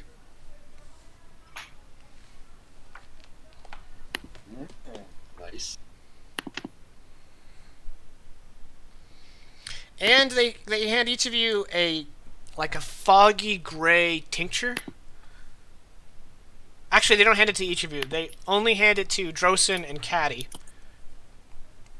And they explain as they hand it to you, this tincture will reinvigorate some of your magic should you find yourself fatigued. Oh, that's good for Veron. No, that's why I said they only handed it to Drosen and Caddy. Damn it. We're gonna whip out However, spells. as they're all leaving, having given you these offerings, the young woman that first approached Drosen approaches him again and presents you a simple water skin filled with what appears to be pure water, which is nice, but just seems to be rather mundane. But as you're looking it over, Drosen, she says, "This is the waters of Arena's tears. You right. You may not need it, but if you do, you will know." Oh, okay. Thank you, of course, for the potion and this tincture. And well, I mean, I don't know what I'm going to do with tears, but I mean, I could probably figure something out. Probably salty, so I'm probably not going to drink it. But well, I mean, I'll figure that out. It's very nice, though. Thank you. And he's just kind of like looking it over, but in his head, he's just like, why would I want to drink tears? Like, he's really confused by this, but doesn't want to come across as, being ungrateful. Okay. All right, and as once again evening is coming upon you, at this point the rest of the Grey Banner, all the individual allies that you guys have made, who have survived to this point, start to arrive. They've actually been trickling in throughout the day, so I will go ahead and describe each of them arriving.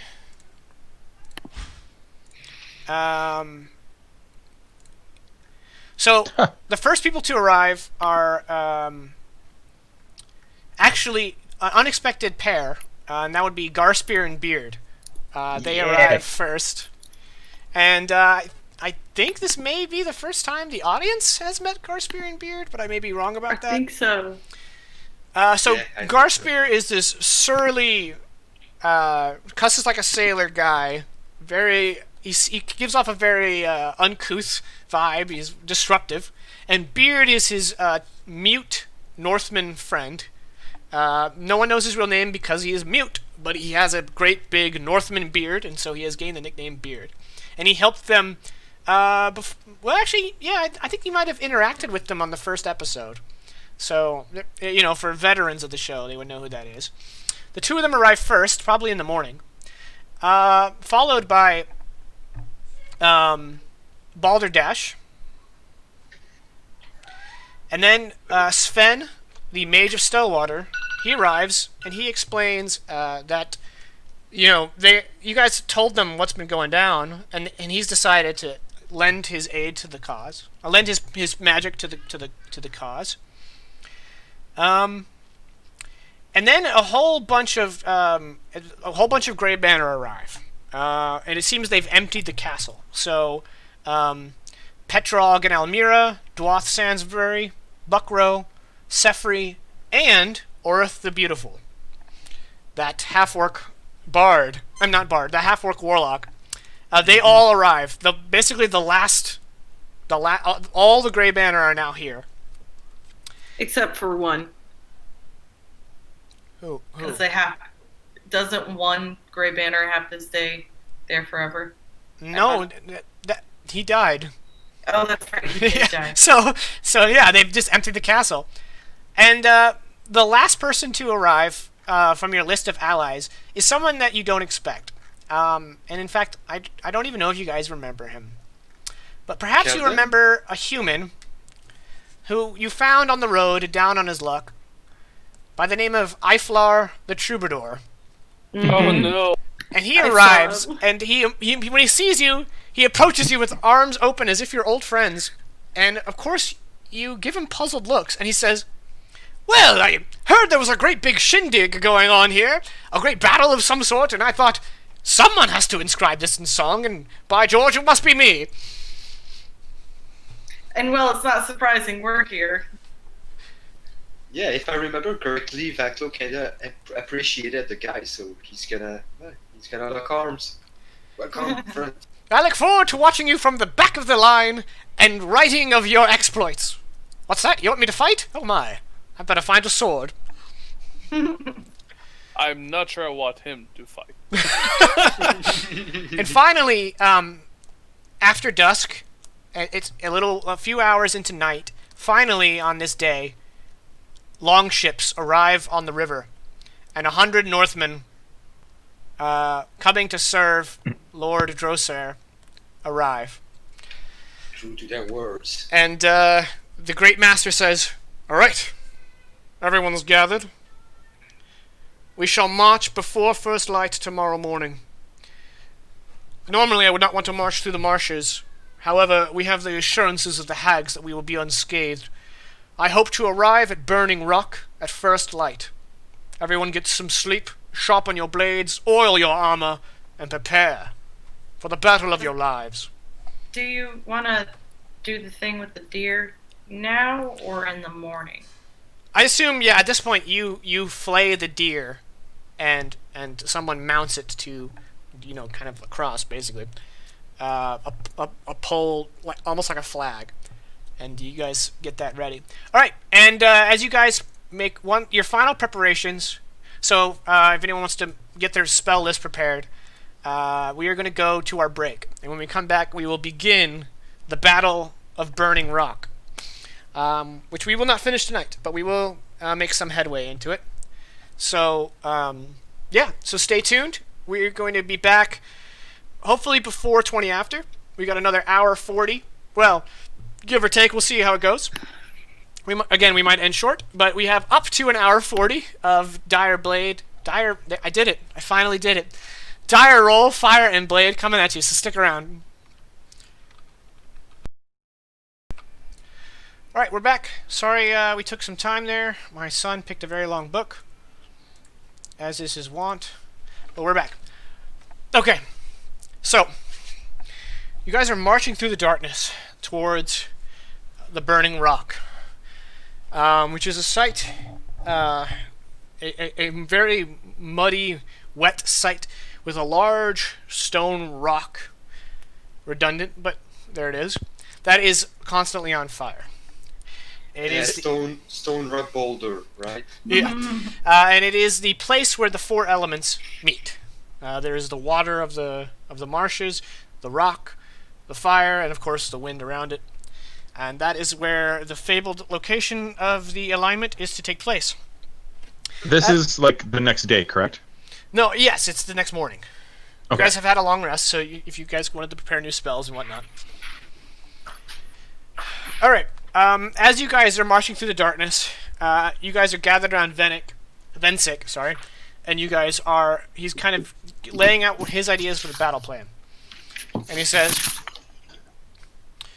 "We're facing a force approximately 400 strong. We have the numbers, but they have the might, especially if the dragon takes to the field. I believe our strategy should be to engage them in fierce battles, and you, Grey Banner, attempt to breach their lines and decapitate their leadership." Vaclo's gonna look at Varol and he's gonna be like, "So just like we did against Talvia." Sounds fair. Once you return from taking out one or more of their leaders, we shall do a withdrawal, recuperate, and come at it again. We're not sure when this alignment is to take place, but there is a new moon tonight, which I believe is when you said the alignment would occur. So the battle must end. We must win today. Alright, do we have report on how their forces are placed? Are they all in the same army, or are they like different groups? They are camped different separately. camps? Okay. so Orcs, that's good. kobolds, half-ogres, elves. They may have come for one purpose, but they're still not friends. Mhm. Yeah, that's what I was hoping for. It's gonna make our job a little bit easier, and we're gonna try to exploit that. All right. Moving things along.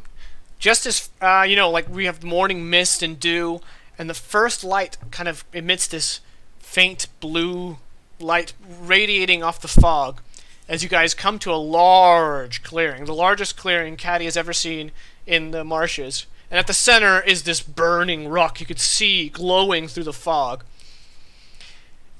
And for a moment, just a brief moment, one that Vensic, a seasoned commander, and Vaklo as well, knows to capitalize on immediately. So as soon as you came to that clearing, your soldiers are already in their squares, the formations are made, and you see that the enemy is still in their camp. So, their camps. They're 4 separate camps. And Vensic draws his greatsword, and without saying a word, levels it towards the enemy. And you all begin to march. Now, in order to kind of take it out of the bidding here, because I want Romulus here for that, the furthest camp will be the Orc camp. So, which of the 3 other leaders do you guys want to make a run at in this first engagement?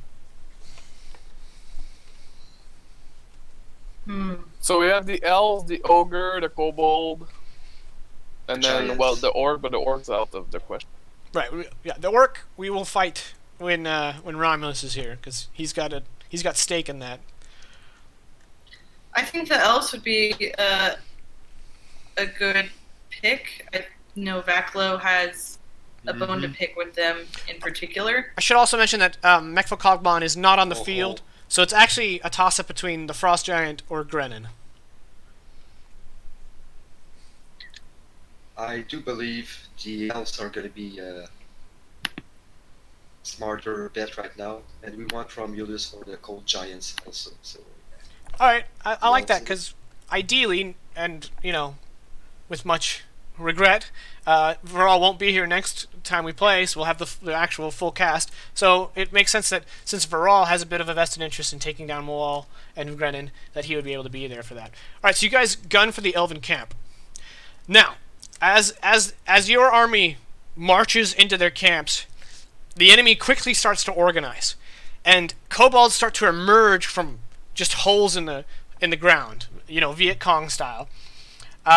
And you find yourselves, even though you got the initiative and you've surprised the first camp you came across, the enemy's coming in from all sides almost, except for your rear.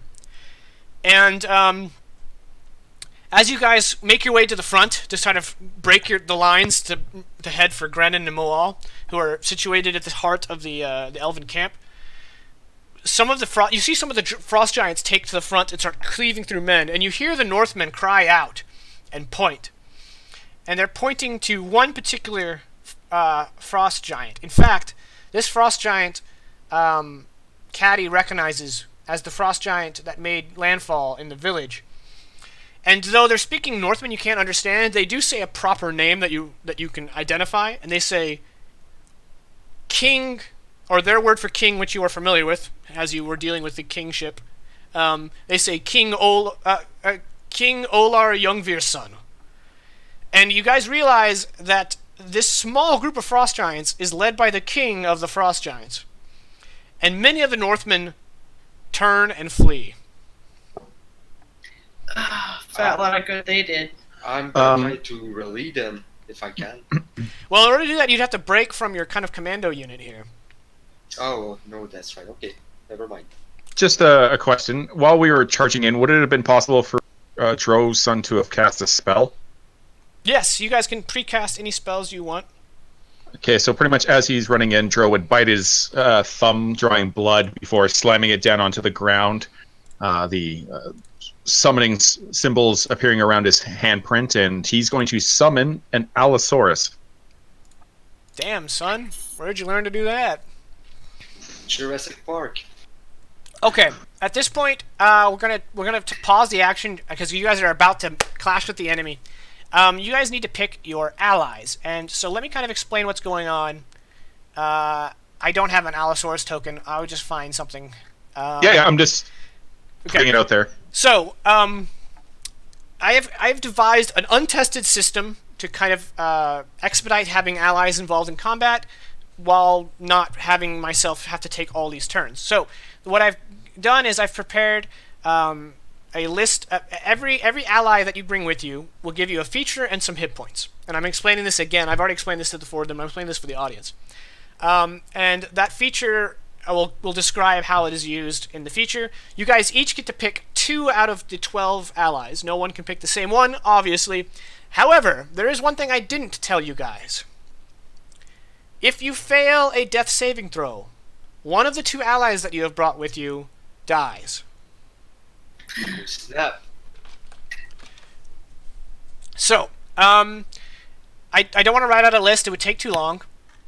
So, everyone, we're going to do this kind of draft style. So, you're going to pick one, and then we'll go around, and we'll do ladies first. So, for those of you who don't have the list in front of you, because I know some of you want to do this purely on roleplay, and 2 of you, you guys can see the stats here.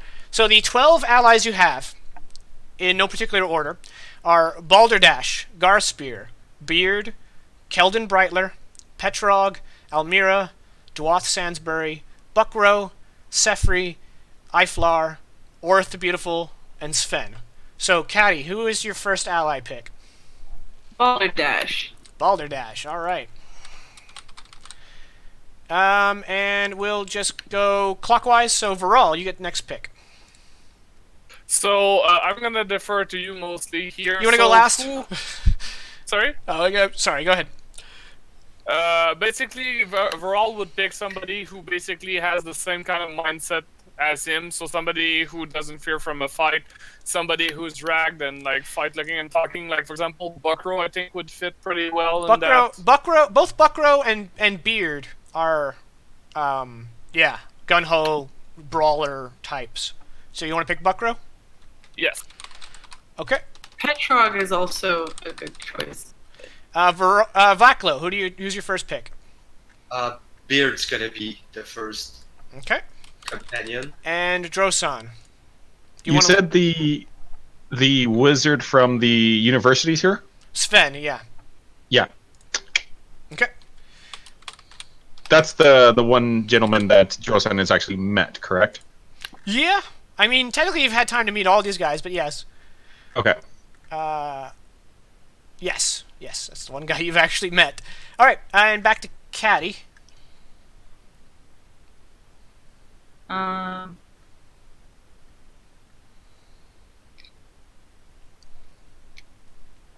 Let's go Sefri. Sefri, yeah. I can't imagine why. Okay. And that would make it Viral, your pick. Well, seeing as Beard is gone, I think Petrog, a stone giant, sounds like something that Viral would like on. Okay. Vaklo? We're gonna emulate the Roman Legion with Dwath Salisbury. Okay. And last but not least, Drosan. I should have gone in reverse order, but I think you guys are okay. I don't think anyone's stealing anyone's draft. Who do I have left? Because I'm trying not to look at that, Sure. that thing you sent me. You have Garspear, Keldon Brightler, Almira, Iflar the Troubadour, and Orth the Beautiful. Elflar was supposed to be Iflar, so that's not 2, that's 1. Okay.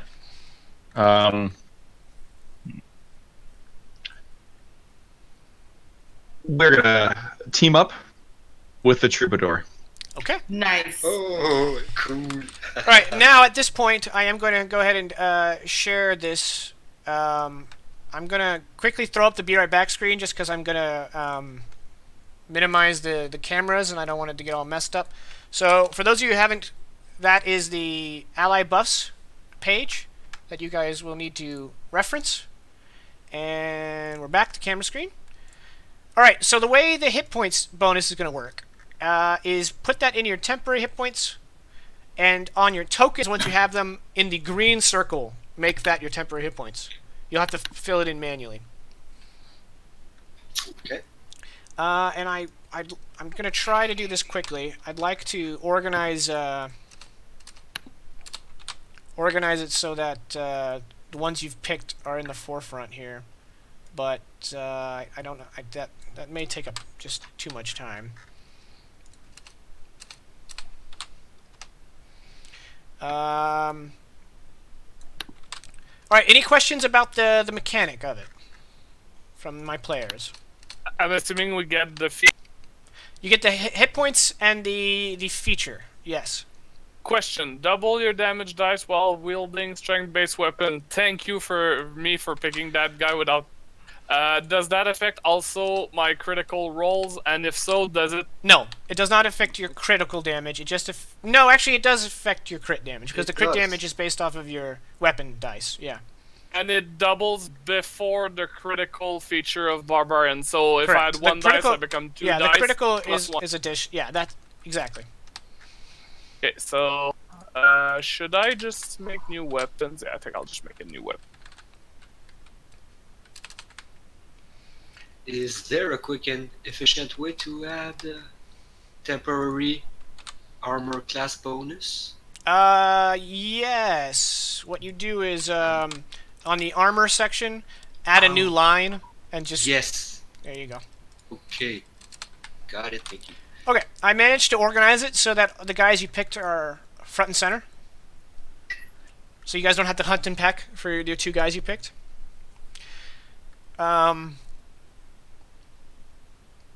Who's wearing the ring? Was Dro. Okay, since you've got Sven, do you want to quickly pawn that ring off to Viral? Sure. Okay. Because just redundancy on the lightning damage resistance. Okay, let's get rolling here. So, with that out of the way, I assume you guys are writing down all this stuff. I'm going to keep rolling. If you guys need me to slow down too freaking bad, let's go. No, I'm all set. Let's go. Alright, all I have to do now is put your tokens on the map, and then we're good to go. I did not add the temporary spells to my spell sheet. Instead, I just have their information pulled up. Should I add them to my sheet? It's up to you. Okay.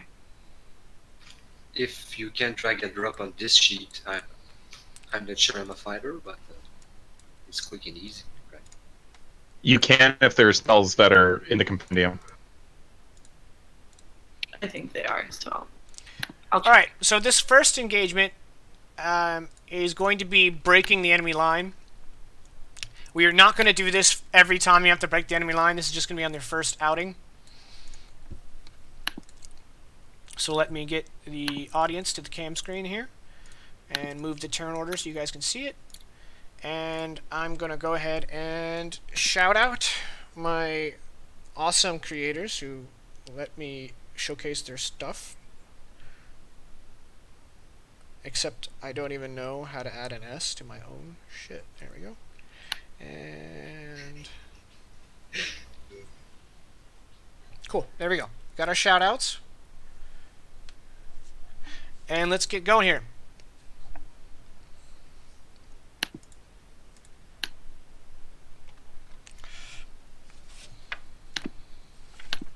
Oh, we're rolling initiative? Yeah, we're just jumping right into this. Yeah, okay. Sorry, I'm trying to just read everything and get caught up, so... I know. It's okay. If you're lagging I don't know behind, where I'm not I going to am. blame you. Oh, wait, no, that's wrong. You know what? I'll just make it 15 just so it's easier on me. Okay.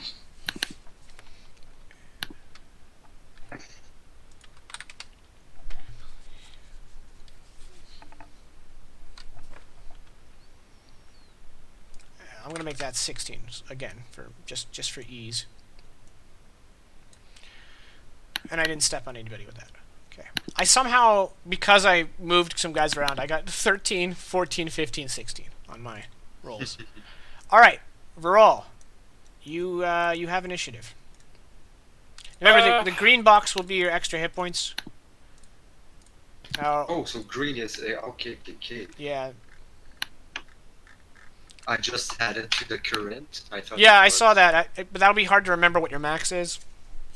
Perfect. All right. All done. Okay. So. And these are not technically temporary hit points for that rule. This is technically max hit points. So anyway. Got it. Okay, so we can restore them? Yes, you can restore them, and you can gain temporary hit points on top of them. Okay. Should I go to the right or should I go to the front? I think it's gonna be smart to go to the right. Is that difficult terrain? Yes, anything that's water is difficult terrain. Can I do... Where's the ruler? Can I do this, 15, and then this? You have 40 feet of movement. Or Yeah, is you can that do tree? That tree, yeah, it's whatever. It's you can make your way around it. Okay. The tree, like the base, would be like impassable, but it's not 5 feet wide, so it's just decoration. 1, 2, 3, Oh, I forgot your 4, dinosaur. 5, Is he huge? He is large. 6. Okay. I'm just gonna grab a drake. I feel like that would be the Yep. best. We can all use our imaginations. What'd you summon? An Allosaurus. Yes, a drake would do fine. I'm gonna give this token over to you, and you can fill in the stats for it. Sweet, sweet. I use blue for AC, if you could be so kind. Yep, that's what I'm gonna do as well. Alright, Verl? Yeah, so I'm gonna rage, but I'm not gonna friend, and I'm gonna reckless attack. We're gonna reckless attack this guy first.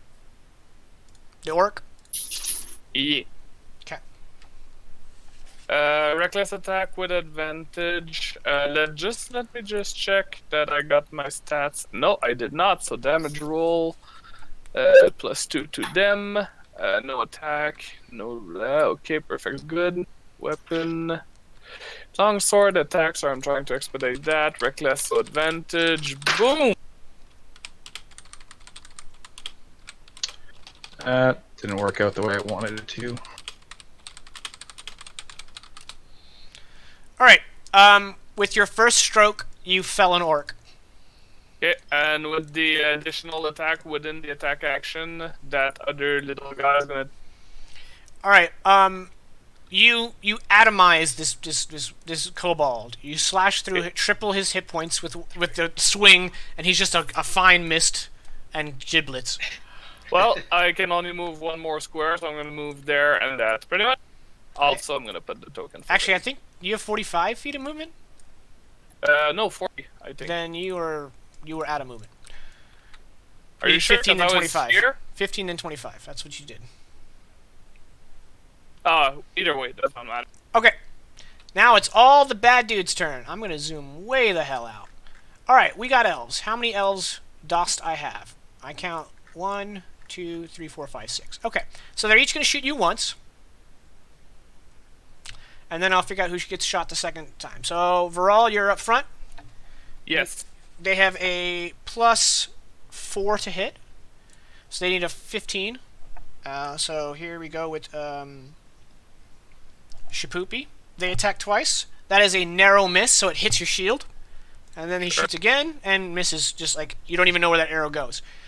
2 against Vaklo, they need a 16. That's a hit. I have 22 AC now. With Oh, dwarf. because of Dwath. Okay, yeah, so Dwath, it hits Dwath's shield. And then a second arrow Nice. comes through. Misses your little squadron. And then we'll do Caddy. Caddy 17, so they need a 13. Miss, and one of them is going to break through. So you and or your allies get struck for 3 piercing damage. So one of your cadre gets slightly grazed. All right, and then Drosan, you deducted from your. You should deduct from your 31 first. Yeah, I think Okay. I did it to the wrong All right, so against Drosan, they need to get a 10 up. That's a hit. So you're gonna take 3 damage, Drosan, and then another arrow's coming your way, which is going to miss. All right, and then I'm gonna split the next 2 between Viral and Vaklo. So Viral, 2 more coming at you. Miss, hit. You take 3 piercing damage. Sorry, 4. Divided by 4, 2, so 1. 2. Oh, divided by 2, so 2. Yep. And then 2 more attacks against Vaklo. Miss. Again, hitting Dwath's shield. All right, the kobolds. They are likely going to use their slings here.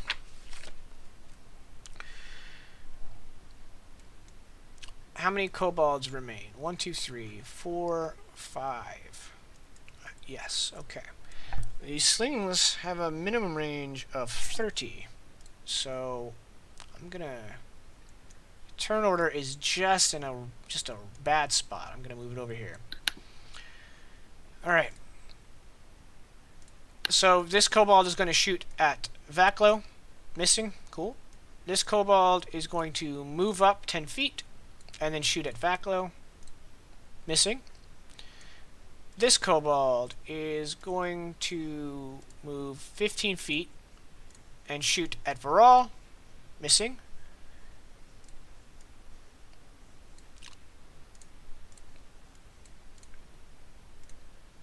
Hitting.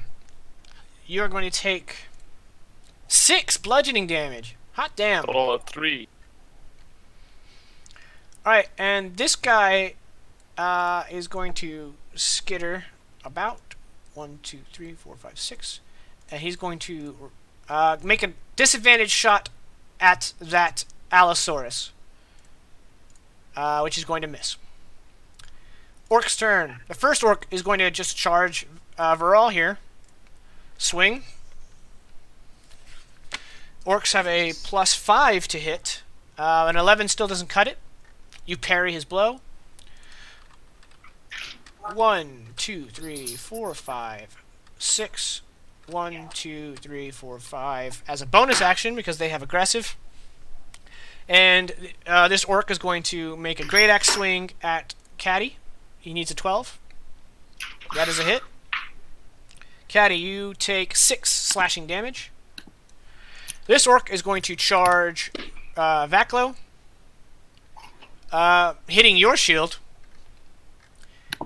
And this orc is going to go 1, 2, 3, 4, 5, 6. Swing at our boy here, and that is going to be a hit for 13 slashing damage. Divided by 2, that's 7? 6. 6. Round down. Round it down. Alright, now the half-ogre's turn. Alright. Oh, Jacob, I just thought of something. I reckless attack these guys Oh, out wait. of advantage. Oh, do they? Did the first one miss? I believe so, yeah. He still missed. Okay. And this orc is also going to come up and swing at you with advantage, now that we remember. Sure. And he's going to miss. Swing and a miss. Alright, the half-ogres are playing it a little more conservative. They're going to take a step forward and throw javelins at Viral. Viral has really aggroed. So He's in the they have a middle. +5.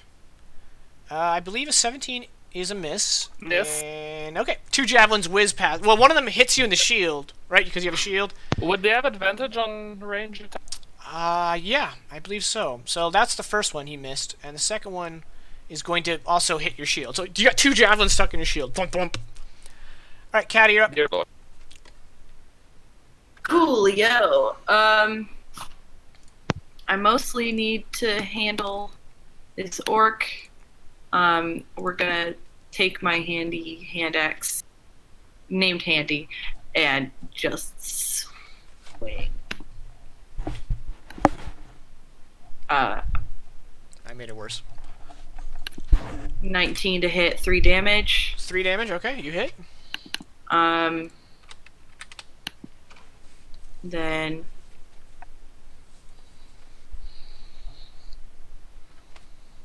Then yeah, I'll just swing again. My hand axe. Oh, you, 12 to hit does not hit. yeah, you hit his armor and it doesn't penetrate. Is that it? Could you That's- could you just move like diagonally up 1 so that you're like right next to like right here? I can. Sweet. Doesn't make it easier for you. I'll do that.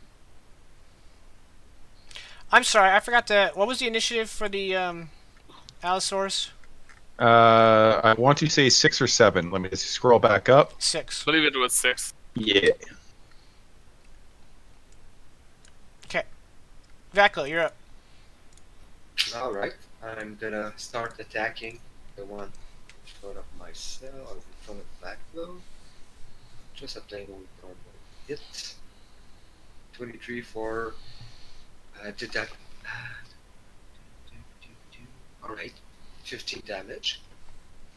Oh, okay. Yeah, you just immediately cleave this guy's rib cage, splitting his heart in half. He's dead.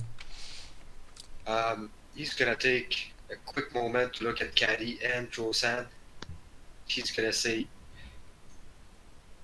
you have it here. I'm gonna go help for all. So I'm gonna move. Oh yes, I can make it. Can you? Oh, wow. Well, yeah, 30 feet I can get there. I think so. I'm just gonna give them a moment. 5, 10. Yeah, you got it. Alright. So I'm gonna do my next 2 attacks on this one. Hopefully. This is gonna work. Did it? Okay, Alright, 25 for 16. Yeah, you cut down another orc. Alright, I can't move. I do have one more action due to my allies. Can I just, like, hold that in case somebody engages me in melee range? No, unfortunately not. Okay. I'm just done. Okay, Ducky's turn. Joel will look over at this orc harassing Caddy and will say, "Get him!"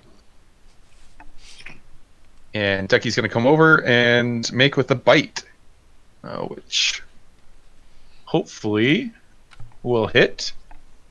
That's a hit. Oh, nice. So,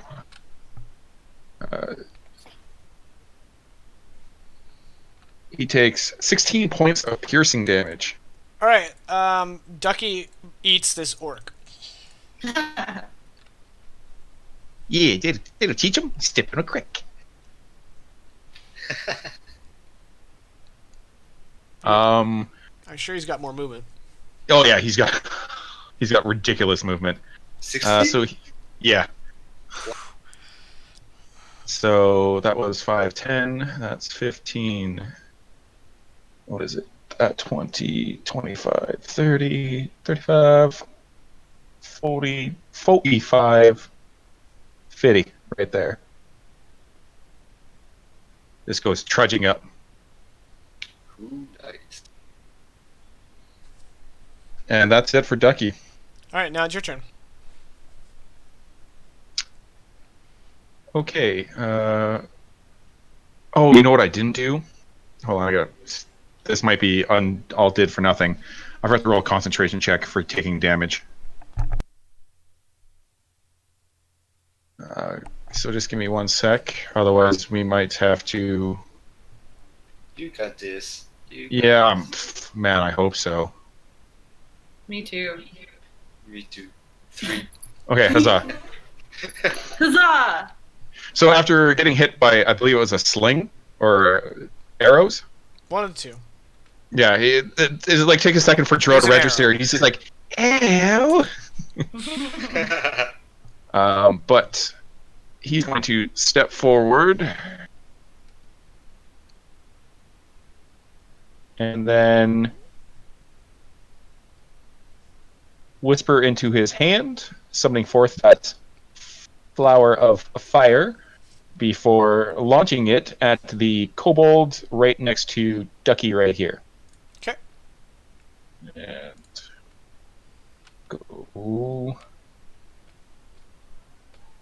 go fireball. Alright, he dies in a blaze of fire and screams. It's really unpleasant. But you know what? This is a pitched battle, so... It's supposed to be. There's a visible shudder from Dro. He's just like, yeah, right, it was not necessary. That's kind of weird.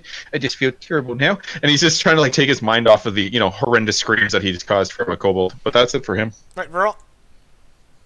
Very well, so Verl has learned his lesson. He got hit a few times. He's getting attacked by a lot of people, although he has Vaklos. He's not going to reckless attack, but he's still going to attack, so he's going to attack this guy.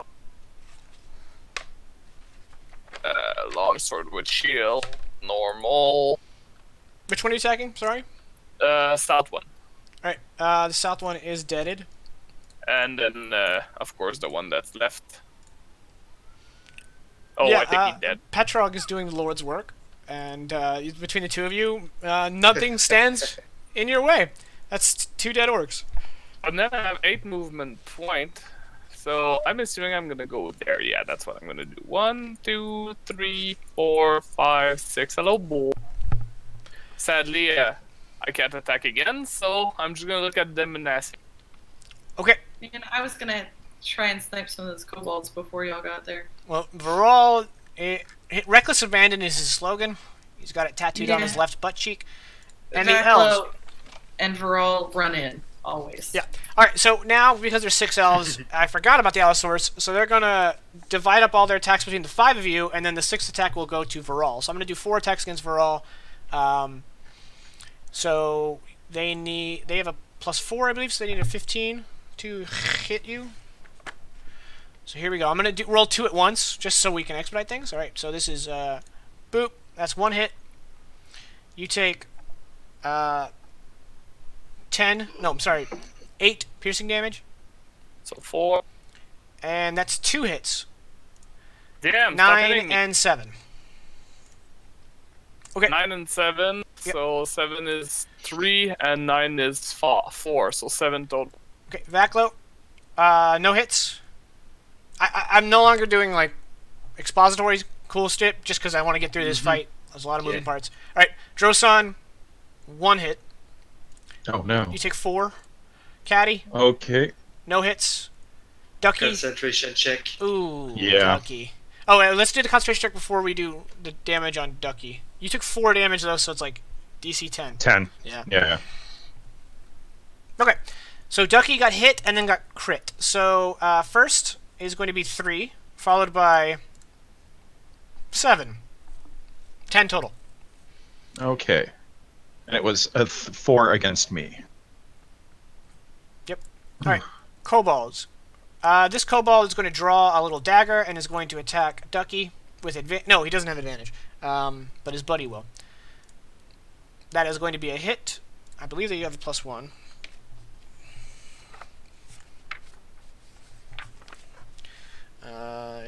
No, +2. Okay.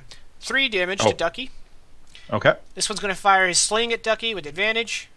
That is a hit for 6 bludgeoning. Oh no.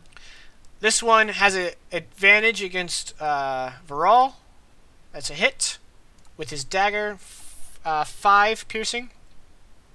So 2. This one is going to take a few steps back and then fire his sling at Viral. Hit for 5.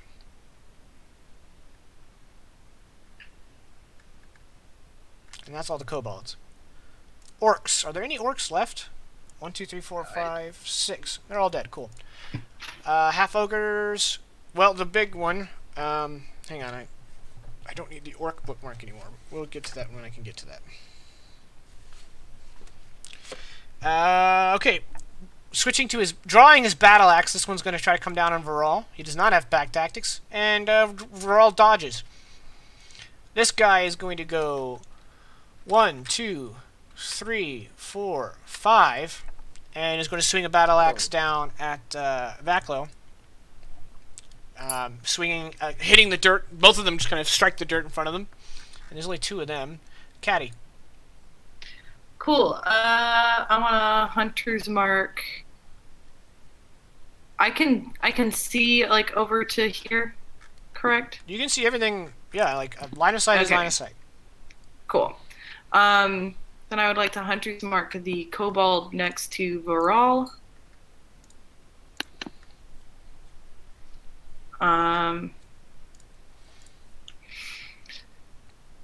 And I'll shoot my longbow at that one first.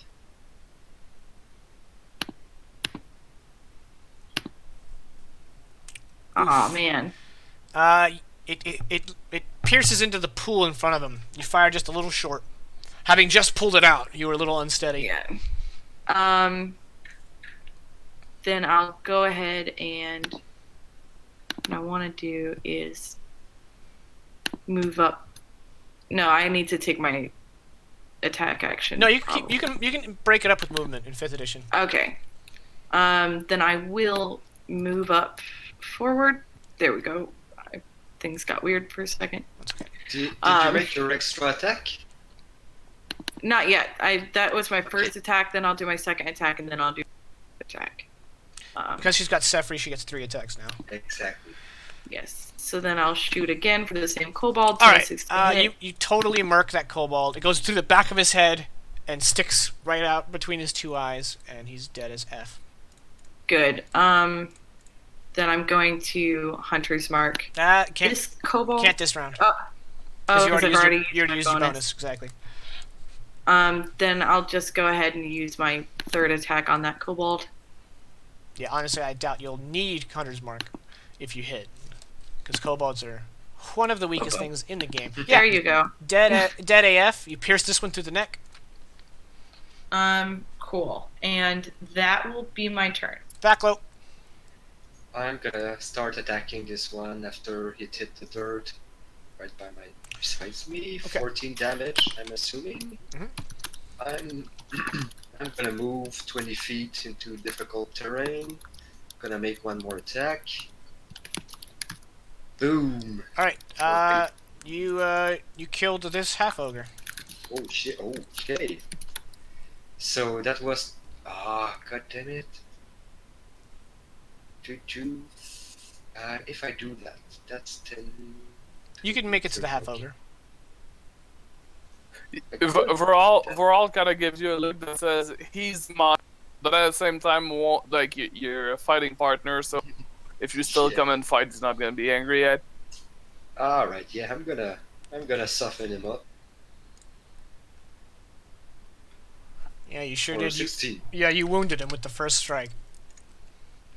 All right, and that's so. I'm done. We haven't actually described what your stuff does, so it's Ducky's turn. Vaclo, he has +2 AC, and his attacks do +2 damage. That's from Dwath, and then from Beard is he gets to make an additional attack, so he gets to attack 3 times.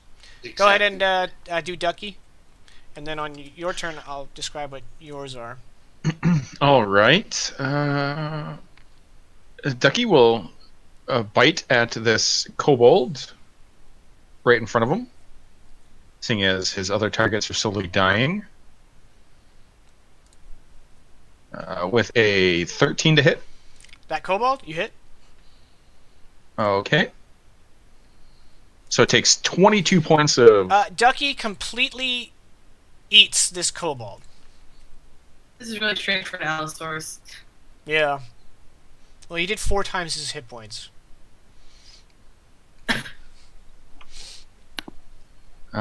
Okay. I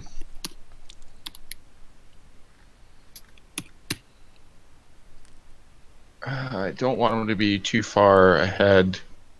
So, with that, Ducky's going to come over to Dro. Okay, and you're done? Yep. Okay, Drosen from Iflar the Troubadour, he can cast Healing Word 3 times a battle with a Charisma modifier +3. And from Sven, he has resistance to cold and lightning. Sweet. Okay, so first things first, now that you brought it up, I was about to.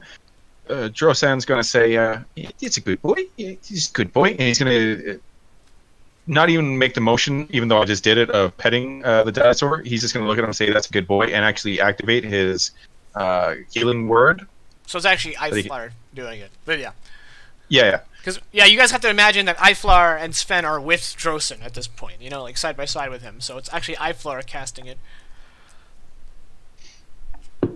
And so that's going to be... So is that my bonus action then? Yes. Yeah, You still have the same action economy. Yeah. Okay, sweet. Woo! Ducky's going to regain 4 hit points. And the... Oops. What? No. You did =4. Oof. Yeah, I noticed that. And there's no Control Z. Can I not control Z? No. No, I can't. What was he at? He wasn't too hurt. I think it was at 31? Or did he start Yeah, at that's what I was... No, he started at 51. So I'm I'll- pretty... 35. There you go. Sweet. And then Dro is going to attempt to climb up on Ducky. Okay, you don't have to And- attempt. Okay, yeah, he's just gonna get on top of Ducky and he's gonna prepare his. Would that have taken my action to get on him, or is that just Part of your move. We'll Oh, call it sweet. difficult terrain to mount him. Yeah, sure. But from his new mount, I love this. him and You Ducky. miss a skew, right? Well, you can draw since you're mounted. You can draw from any Ducky. So you're 30 feet from him because you draw from Ducky. Yeah. I just want to know if I had to move or not. Actually, Joe, since Ducky's on initiative, he has to move. Since he's on initiative. Oh, okay, not a problem.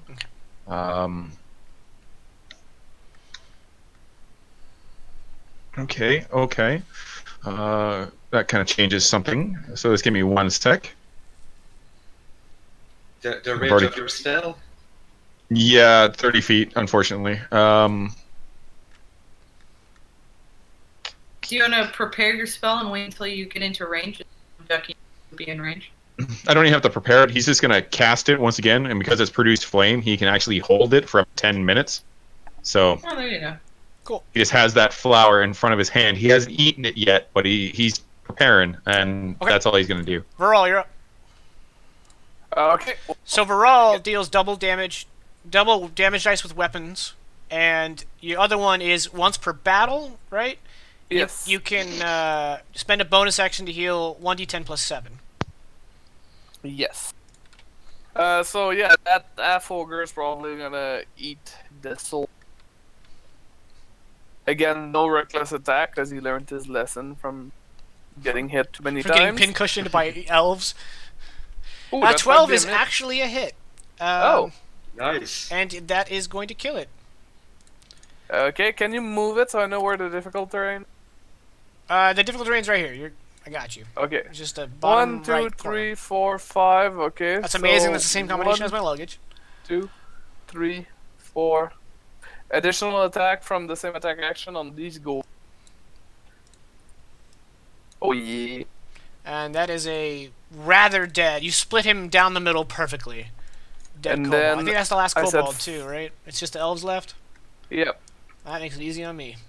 And I had said 5, so 6, 7, 8. And I point at this guy with like my hand that's carrying a shield, just like kind of a point, and then shields back.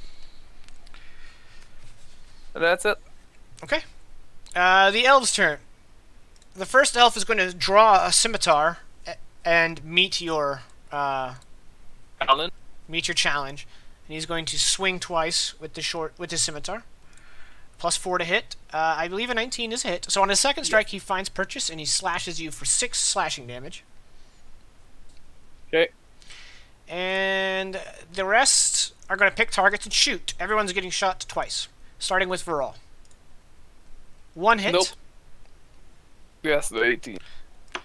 You take 8 piercing damage. Vaklo. Nope. Vaklo's just going to be hard to hit with the 22 AC. I'm a fortress. I'm an island. Alright, next is going to be Ducky. That is 1 hit. Ducky takes 5. No. And then the next one's going to be Drosen. That's 2 hits. Drosen, you're going to take 4. 8 total. 4 and 4. And then lastly, Caddy. That's 1 hit. Caddy, you're going to take 6 piercing. And then Okay. it's your turn. Caddy, Cool. once per combat, can cast each of these spells once.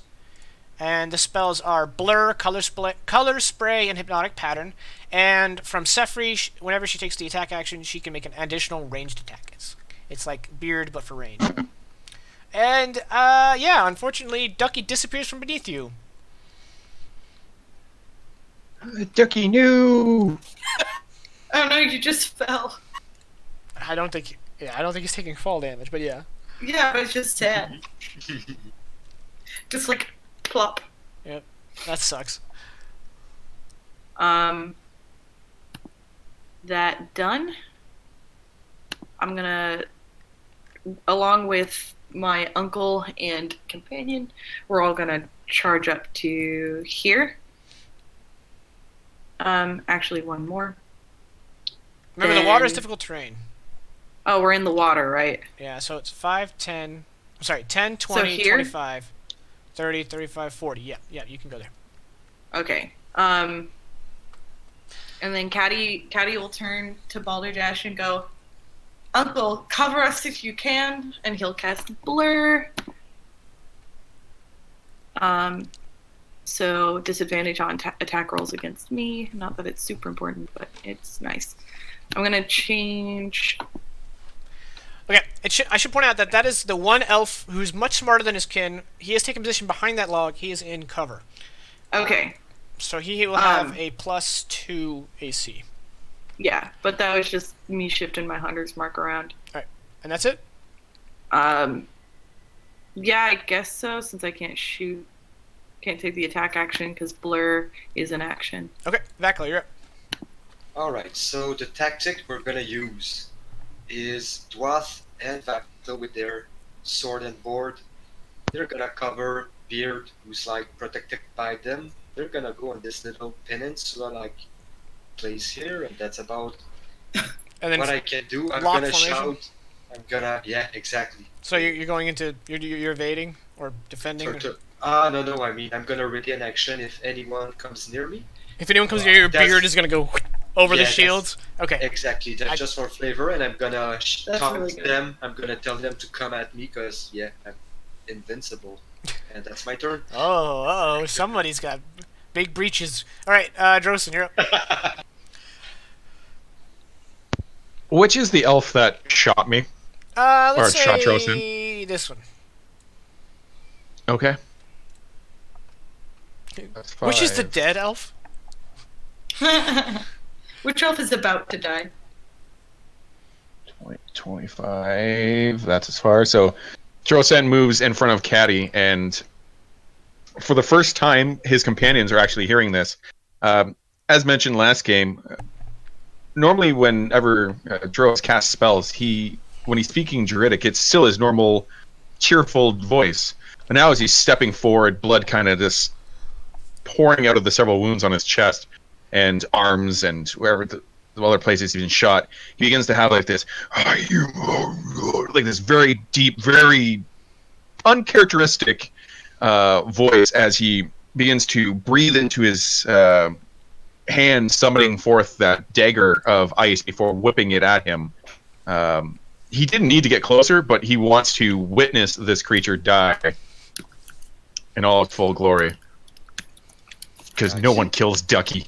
No one. He's got like an echo to his voice, like a second person talk. Yeah, there's like black flames that kind of just start to curl around his like form. But that's at the elf that attacked him.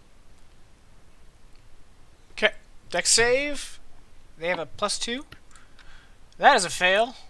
Okay, so on top of the 9 piercing, they also take 9 cold damage. Alright. You end that elf. Nice. Done? Let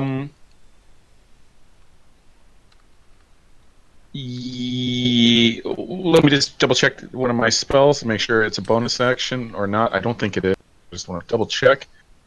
Well, Yeah, technically, never mind. Yeah, you cast a spell anyway, so... If it's a You can cantrip, I was thinking. Oh, yeah, okay, got it. Viral. Viral's gonna attack this guy. This dead-ass motherfucker. Oh yeah. He managed to attack him, and you know what? Reckless attack, because they're almost done. So, rah! Wow, you Good actually needed choice. it. Good choice. Yeah, once again, you make... Well, no, actually, this is your first elf kill. Okay, for some reason, I can't move my screen any farther, so I need to do that. Yeah, dead elf. So as we're all taking steps toward this guy over there, he's pointing at the Vaklo and his crew and say, "You guys got these ones?" But without even waiting for the freaking answer, he smugly just like walks straight up to the other dude and goes to crank. right, he's standing on a 5-foot ledge. You can still hit him, obviously, but you're going to do a low shot, which means if you kill him, it's going to be really unpleasant. He's going to go to the afterlife, missing some bits. But he's not going to. He's not going to the afterlife today. Well, he might. Well, okay. Let me rephrase that. He's not going to the afterlife yet. Is he here or here? He was there. Okay. We'll attribute that for the fact that Veral should have moved a step higher. Okay.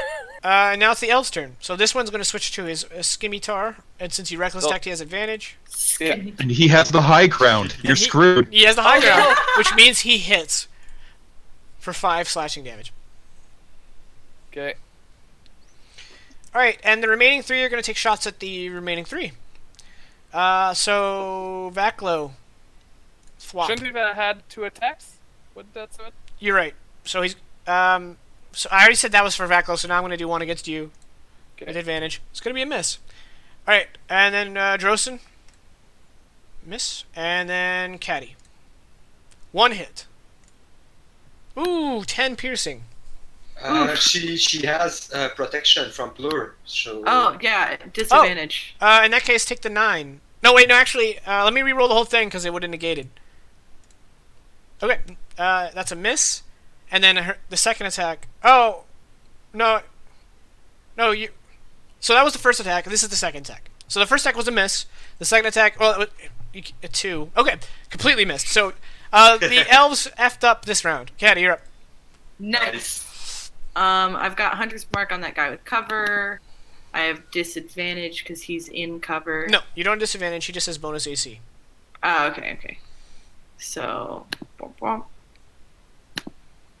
attack him. That is a 19 hit. to hit. Ooh, yeah, you hit him right in the eye, and he drops dead. Nice. Cool. I have not moved Hunter's Mark this turn, so I can move it to this guy. He's mine. But can I hit the one further back? Oh, what's your range? 120 feet. A longbow? Like 150, 600. Yeah. Yeah. So Yeah. you want to hit the one in the rear then? Okay. Yeah, let's go for the one in the rear, Hunter's Mark, and I'll shoot him real hard. Yeah, else I would just lose my turn moving. Yeah. 14 to hit. My God, did you max out twice? Nice. Shooting in the eyes. All right, thwop. And is Sefri gonna take a shot? Oh, you can have mine. I mean, if you kill it, go ahead. I mean, Well, I'm she won't real have Hunter's tempted Mark this to- time, so. yeah, I won't have Hunter's Mark. I'm real tempted to shoot for that one. That's Just 'cause insane, we're all though. It's being so arrogant. 17, no big No. deal. Don't you take my L! I'm gonna do it. He's gonna take my L! Maybe not. It's all in the rolls. He's gonna roll a crit. Oh! Damn And then you! I Okay, hit for just for one. fun, you fire your this is Sefri. Okay, so Sefri fires an arrow, and it's gonna hit Varal's shield from behind, like thwong. I would have actually Separate- preferred for all going like, no! Well, you don't have a hand free, and you're not a monk. Sep- All right, Vaklo, you're up. Separate- Caddy is in Christmas mode. It's green and red all over. Alright. So That's I'm gonna true. look at Beard. We're gonna go into the water and Beard, you're up. He's gonna have a twat. Hey, come on, mouse. Choo choo. All right. Well, Beard just kind of splits this guy's skull. I'm so lucky in attack rolls. I don't think I've rolled more than. Don't curse it. Don't finish that and curse it. I'm All right. just- Unfortunately, that's all your myself. movement because that's 3 difficult terrain steps. I had 5 feet. No, Oh, no. three. This Oh, is you're right, mostly you're water. right, So yeah. You're right. So Okay, you're done. Okay, Drosen. Okay. All right. He's really. Hey, Eagle. Yeah, we're having a lot of fun. He. Thanks for tuning in, bud, You're taking my L. and for the host. No, he's not going to take your elf. Well, then pass. Let's go. We got another fight to get through, or at least try to. Yeah, God damn, son. He's gonna turn around. We could heal up a little bit. Yeah, and put a shoulder or a hand on Caddy's shoulder and say, "I know you missed that last one, but I believe in you. You'll be able to kill another one." And he's gonna cast some Cure Wounds. And once again, this like very cold, soothing, almost like ice pack feeling emanates from his hands.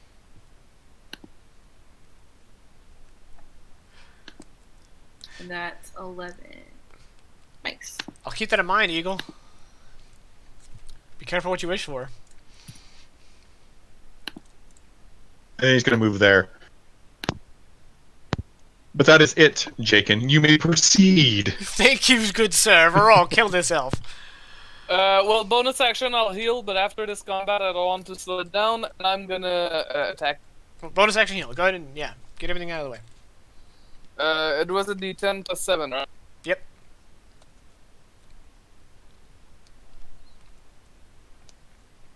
Okay, and then destroy that elf with reckless abandon. Ooh, you barely hit, but you did not barely kill. No, you murked that guy pretty severely because he was already hurt. All right, and that's it. The last elf falls. Mohol! All right, you guys have a clear shot to Moal and Grenin.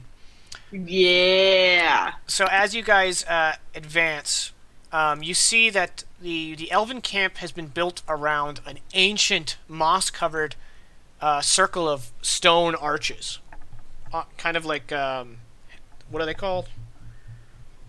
Stonehenge? Stonehenge. Thank you. I was like hedgestone. That's not it. The Stonehenge. The Stonehenge. That one. Yep. And all the elves have kind of like filtered out. What you just fought was like the rear guard, and so you've punched through the line. And yeah, at the center there's a stone obelisk, and beside it is Grenin, and about 30 feet from him on a lower level is Moal with his serrated longsword drawn. And as you guys approach, you guys can hear him. He says, "Moal, we have guests." And as he sees who it is, he twirls his longsword and he says, "I was hoping we'd get to meet one more time." Me too! Hopefully it's the last. And No, then he it says, will be the last, you know? Of that I am certain." Roll that initiative. You tell your enemy like, "Man, I hope we do okay." Good fight, good Oh fight. man, oh howdy! I hope we kill you. Oh boy, here I go killing. Here I go killing again. The temporary HP did not Oof. transfer. Can you The you check temporary the hit other point map? did not transfer. check the other You know map? what? I think I Yeah, wasn't playing. hang on. Let me just copy paste y'all's tokens from the other map. I'm good. I'm good. Let me too. copy paste everybody else's tokens from the map, and you need to re-rage. So ignore the rage token. Did we get some? We didn't get any rest between. the two No. fights. Oops. Gotcha. There we go. Control Z actually works there. 17, not 19. What did y'all get? Sorry. Oh, fucking missed. Oh, I got a 21 for initiative. I got a 9. Okay, let me. 15. I'm gonna fix myself. I'm gonna take care of it. Okay. Oh, I was trying. Okay. And you got a 9, Caddy? Yes. Okay, Moal rolled trash. Good. That's not a number. He got a 1, and he's got a +2, so he got a 3. And then I got a little bit better, a 9 for him, and he's got a +2, so that's 11. Okay. Backlow, you have initiative. All right. That's almost sad. Oh boy, Eagle. You're so old. I'm gonna cry. You're so I mean, old. I have to move. Nobody moved nearer to me, so I'm gonna ready an attack as soon as somebody approaches me. So I'm gonna get ready for Mohol. Sadly for you, Voral is in between you and Moal. Alright, Droson. I'll be right back. 1 minute.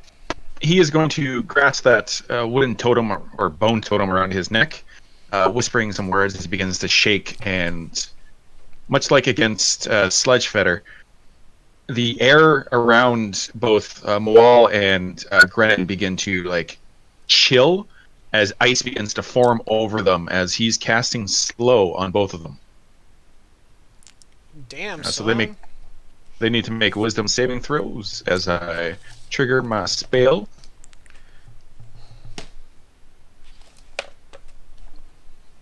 Sorry, wisdom?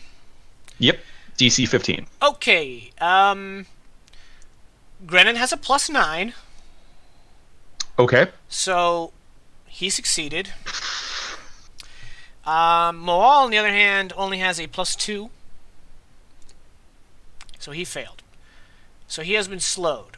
You're gonna have to keep reminding me. -2 AC.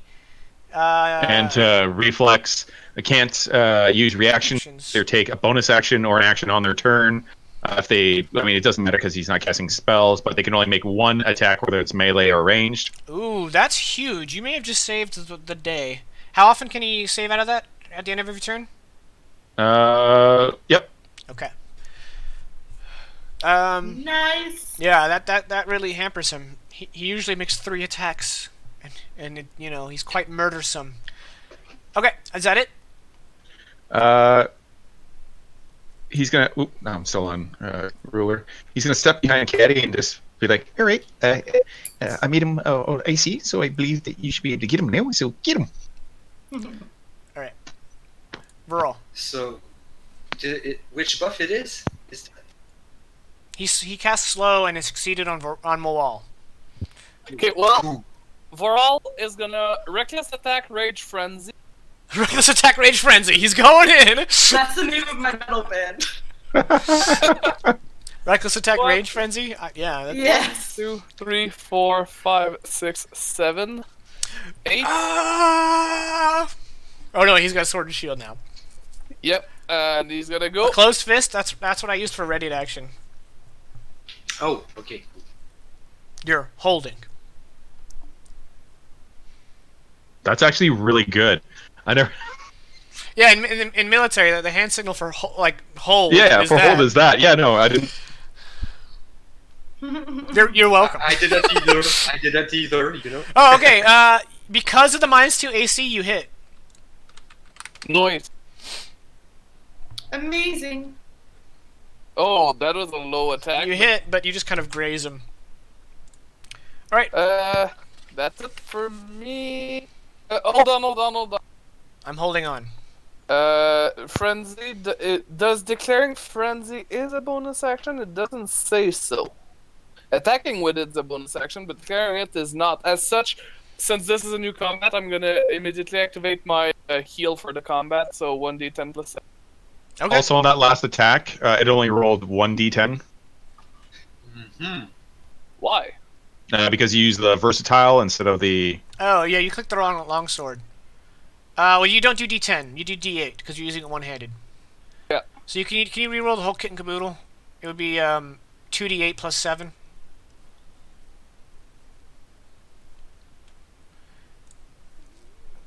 Okay, so you did an extra 11 damage. Perfect. And I healed for 12. Okay. And that's Grenin's it. turn. Gosh. I hate spellcasters. I don't know why I always use them. You were Because- you were so certain that magic wasn't going to be super too. I just want to know if this blocks line of sight. The wall is opaque. Alright, Grenin raises his staff and moves it side to side, and as he does, flames flicker off of it, and he casts Wall of Flame, or Wall of Fire. And it is 60 feet long.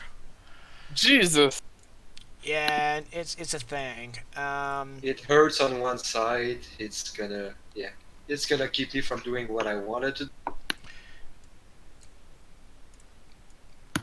10, 20, 30, 40, 50, 60.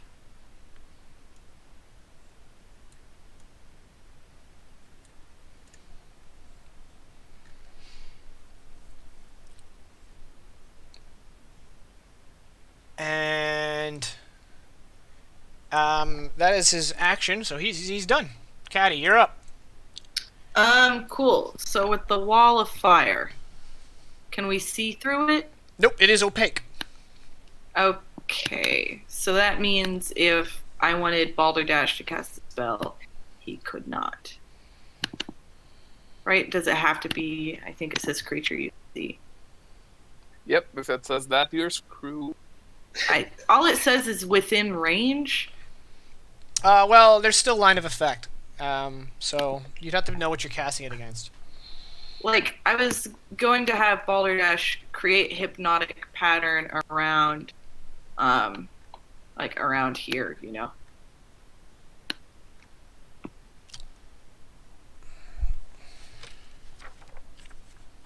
Fairly certain you still need line of sight. But It is cast on a direct point that you have to see. So even though you know there's ground on the other side of, technically the rules state that you have to see where you want to cast it.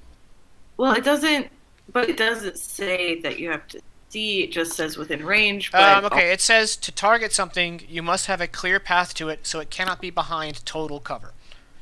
Okay. So And unfortunately, this would count. yes, because it is completely opaque. That is total cover. So unfortunately, Balderdash can't find a point to target the spell. And the He fire he can't do indirect spell casting. Shoot it like in an arc. Yeah, you know, like curve the bullet. Maybe 5.5. It's 60 feet wide. Wall of fire. Yes, 60 feet long, 5 feet wide, or is it only 1 foot? How tall is it? You can see over Okay, it is 60 feet It's long, tall. 20 feet high, and 1 foot thick. Right, yeah.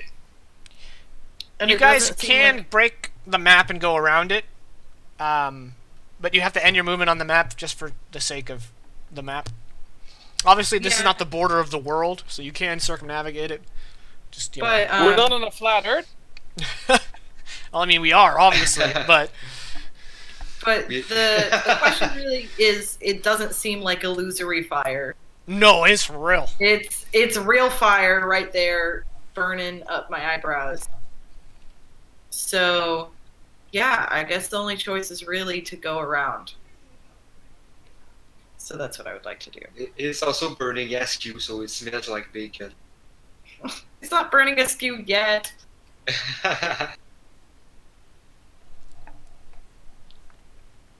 So yeah, I just would have to go around, but can I go that far in You know a what? turn? No, I already cast it. I'm not the right con. Yeah, probably. The only problem is, these rocks are actually 10 foot high, so you may not have line of sight either way. Could I go around this way to like head in this direction? You can go in either direction. Yeah, then I'd like to head to the east. Okay, so 5, 10, 15, 20, 20, 30, 35, 40. That's your movement, right? Mm-hmm. Put you. I can yeah. add 10 feet to it.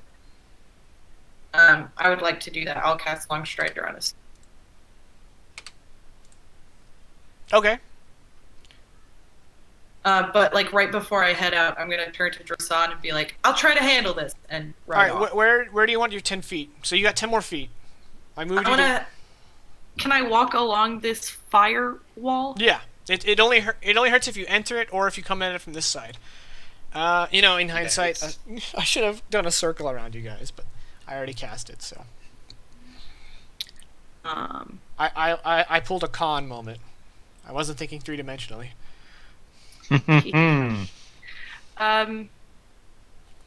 Then yeah, I want to take my extra 10 feet in that direction to go. This is technically still, you're not on it space, so you're good. You're skirting right Yeah. alongside it. All right, you're done. Am I still behind the wall of ground? Yeah. Can I? So you can't see Grannon, but he can't see you. Yeah, but I cast Long Strider that takes an action, so I probably can't hide. No. But you are Yeah. you're in total cover from each other at this point. Yeah, that's fine. I was just making sure I was being Okay. stealthy. Moal is going to take one single strike at Voral With advantage. with advantage. Oh boy. Well, there you go. He has a +9 to hit. It's pretty much sure to hit. He missed. And he missed. Wow. Wow. And he is going to use his bonus action to. He can't. do nothing. He can either use his action or his bonus action. Yeah, you got me. Oh! That's one of That's the okay, I best. can do it now. Okay, so he's going to try to save out of that. So he's got a +2 wisdom. It's 15, right? Yep. He's no longer slowed. Ouch. Alright, and that makes it Vaklo's turn. Alright, so I'm gonna go say hi to my friend Mohal. Yeah. Where's the sheep? Leave the caster to me. The caster was unavailable this round. Next round be his, unless he can hear me right now. So shit, mistake. Anyway, 17. That's not gonna hit. Yeah, because he shook off the slow, you hit him in the back of his armor and just glance off of his plate. So what roll was that? Did you have advantage for flanking? No, that's an optional rule that we have not been using. Mm-hmm. Alright, second attack then. I'm gonna. This time. Okay, so with the second strike, you lucky. glance off of his armor, and then you hear a voice in your head go, "We need to kill the druid." Yeah, I know, but I'm gonna use lucky to reroll that one, so Okay. just gonna make another. Oh, you also have a +9 to hit. Oh, okay. Luck has it. You as you hit his armor, because the impact against the blade, you actually slide down into the chainmail and cut into Exactly. him. We're gonna use the first damage roll to be fair. Yes. So And you are doing trip attack. exactly. So he's gonna probably save out of that, but I still have to try. Okay, strength 14. He has a +9 strength. He's saved. Okay. And I'm gonna go with my last attack. Can I do that? I should. Beard comes I'm in. gonna try to really intimidate. Yeah, Beer's gonna come in and really try to intimidate the guy. 18, nice. That is a hit for another 19 damage. I So believe. that's a wisdom save, or he's gonna get scared. Oh, he's not quite at 50%. Okay. Wisdom save. He has a +2 wisdom. Let's go ahead and throw it. All right. He is going to go ahead and use Indomitable. He gets to re-roll a failed save. Oh, He is not menaced. god damn. Alright, so that's 2 actions. That's gonna be my turn. Okay. Drosen. Okay. Seeing as he feels the energies of his spell get kind of like released from the slow spell being thwarted, he is going to double move, and he's going to end up right here. That's pretty much all 10 squares of his movement. And as him and his posse are moving, his friend the troubadour is going to look towards Drosen and be like, "Looking good," or something that he would say. And I'm going to use one of those healing words on himself. Now I As his want bonus iFlyer action. to be Vic from F is for Family. And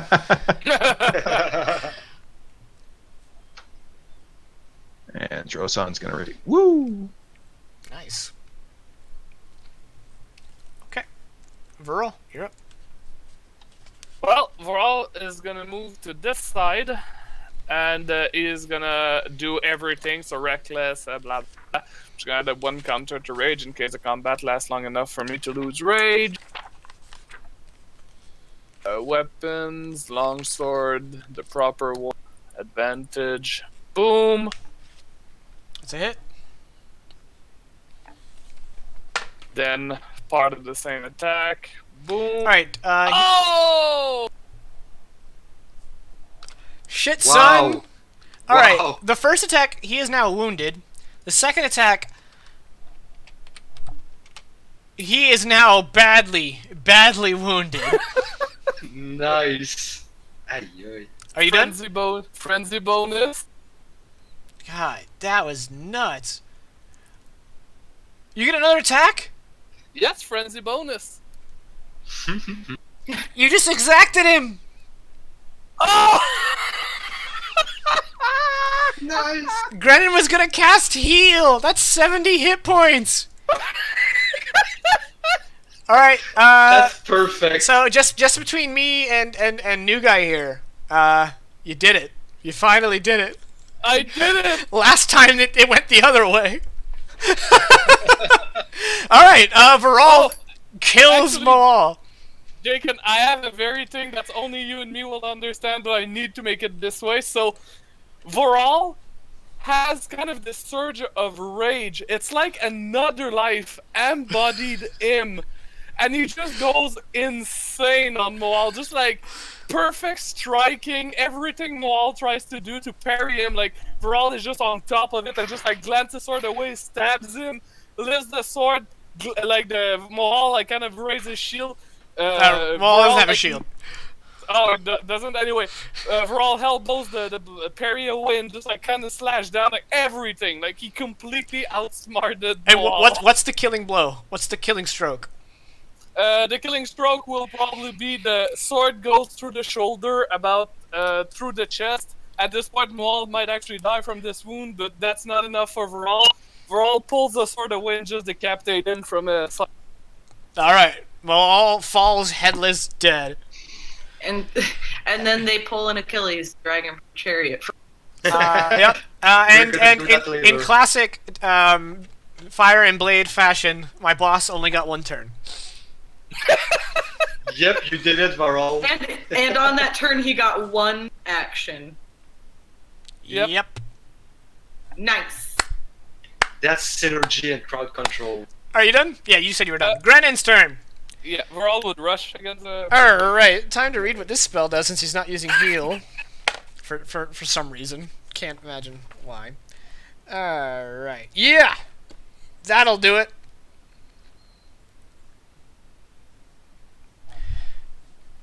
Grennan's gonna jump down. Boop, boop, boop. And he is going to end the wall of fire because he is casting. I'm gonna just make it a little bit longer. He's casting Sunbeam. Oh. Nice. He kind of draws golden energy from the top of his staff and then just goes boom and shoots out this beam of golden light at the two of you. And you guys need to make a con saving. Oh, good, con. The thing you both of you are really good at. But hey, All right.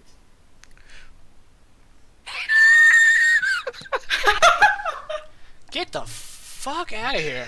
I'm gonna feel the brunt of All right, it. well, Vaclo, you failed. So I'm just gonna tell you that's the first hit you land in the fight. shut up. Wow. Thank you, Jacob. Rage quit. Our DM's gonna rage quit though. All right, That's crazy. Vaclo, take 14 damage. Veral takes 7, and Vaclo, you are blind. Okay, he's gonna chuckle, even though the blindness is gonna piss me off. He's like, ew, it tickles. Oh. Go, Caddy. Chicken, I'm sorry. Done. Go, Caddy. It's your turn. Cool. Don't really need to sneak up on this guy. I'm gonna come up this way and have Balderdash cast Hypnotic Pattern. Do I need to send that? I have a vague inkling of what that does. I'm not sure what the save DC for Balderdash's spell. Oh, we'll call it 15. Okay.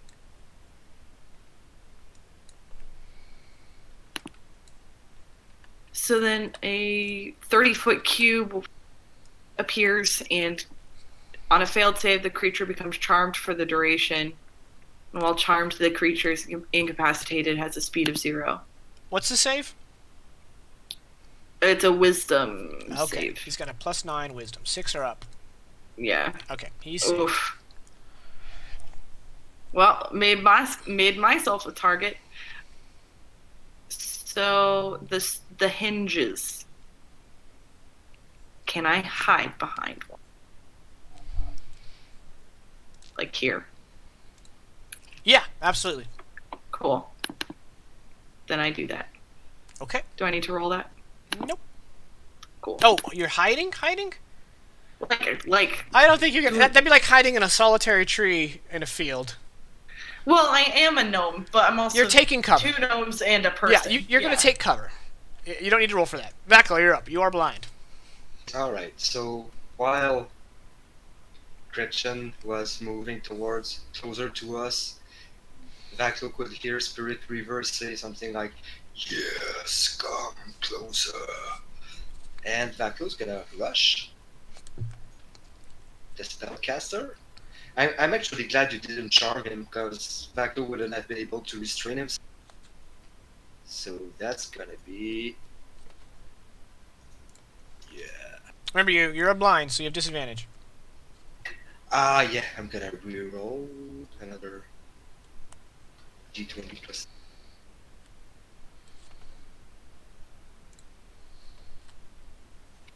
12. Probably That is going to be a miss. You strike Okay. into his hide armor. You don't find purchase. I did forget about disadvantage, so I'm gonna play it safer. 13. Same thing, same result. You just can't. You kind of cut 2 lines into his leaf cape. All good. I'm trying to rely on Spirit Reaver's feelings. I'm still not very good at that, but this one's gonna. Yeah, that one is going to hit. So you cut into him. Ah!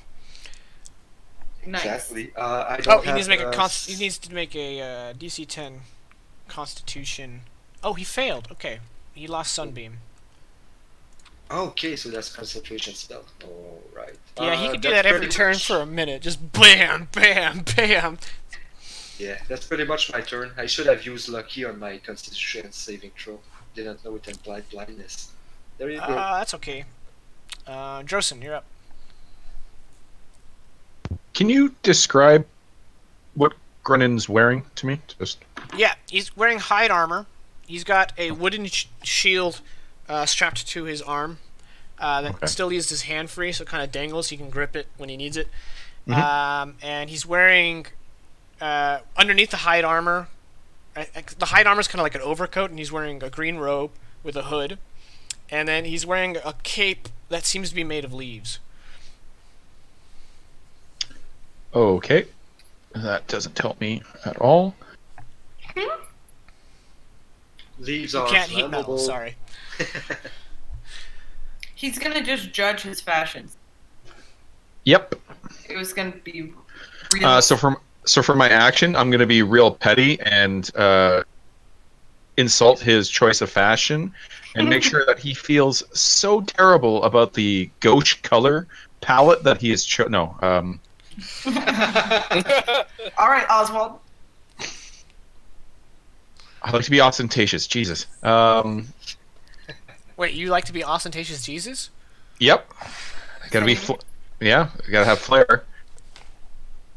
I can't do anything now because Vaklo's right next to him. What's Sure. friendly fire among friends? Yeah, I can take it probably. You really don't want to take some of the stuff I was going to dish out. Yeah. Not level 5s. Well, I don't have level 5s. So he's going to have his friendly troubadour cast healing word on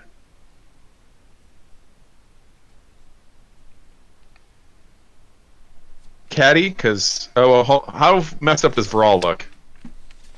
They've only eaten my temporary hit points, so not too hurt.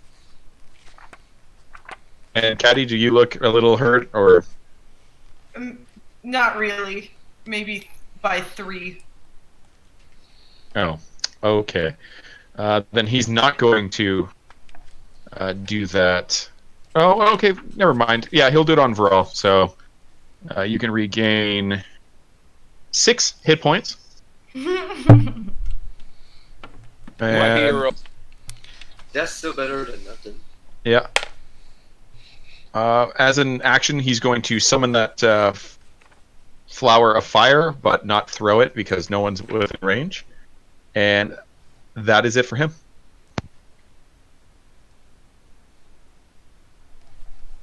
Okay, overall, you're up. Oh no, Jacob doesn't want me to move.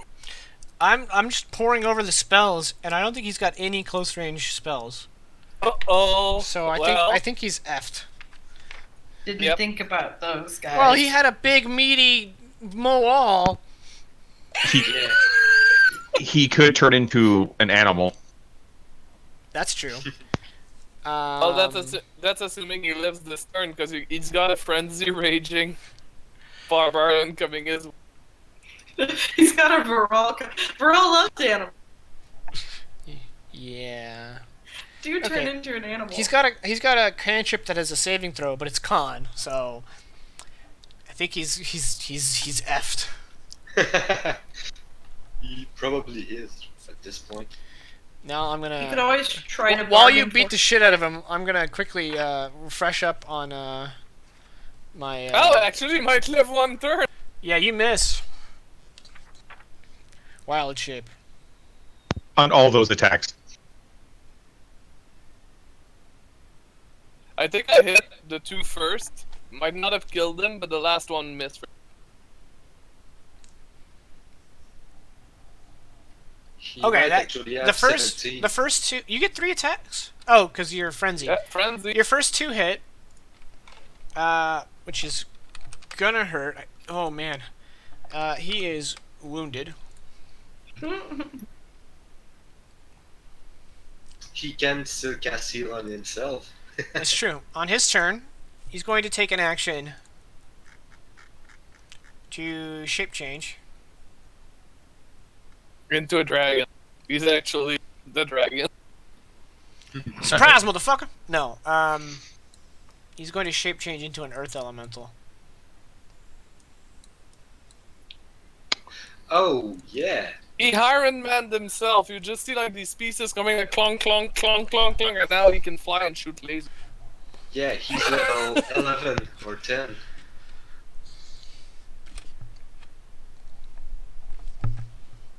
Well played. That's his turn. Caddy, you're up. Cool. You said he was looking pretty bad off. Not anymore. He's an earth elemental now. Well, he's an earth elemental now, but he did look bad off. He looked wounded before he turned into an elemental. Cool. What spell slot is Balderdash casting at? You mean attack bonus, spell bonus? No, at what level? Because if you cast a 2nd level spell slot, it changes my last spell. I'm gonna take a look at the doc. Oh, you know what? The NPC chin shape is different. Huh. It's way, way, way worse. That's you should use the PC version. No, Jeez. no, I'm you gonna should do it. not. I'm gonna do it by the book.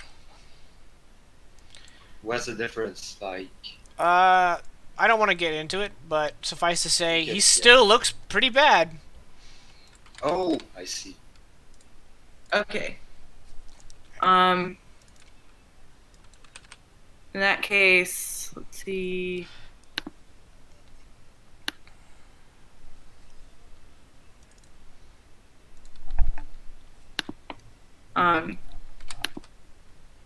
I can move myself. I would like to move to here and have Balderdash color spray in a cone, but avoiding Yeah. Baral. And then, do I have an answer on what spell slot he's able to cast at? At level. Okay, which our level? No. At the default level of the spell. Okay. So then it's just how many dice have hit points? 60-10.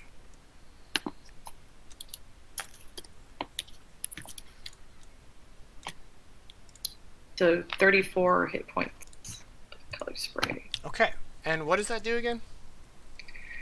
Creatures in a 15-foot cone originating and ascending from current hit points.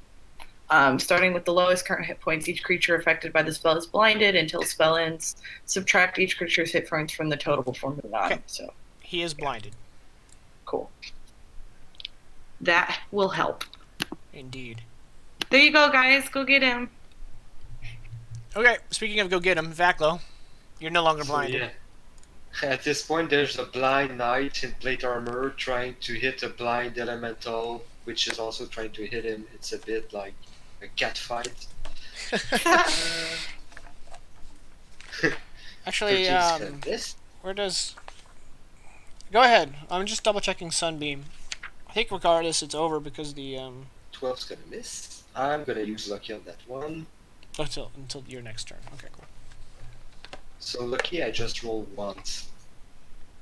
So 24 for 11 damage. And Okay. my third attack, because I used lucky on that one, that's at disadvantage. It doesn't even get its resistances? What? Man, NPC change shape is garbaggio. Yeah. Why did I you would attack use 4 the- times?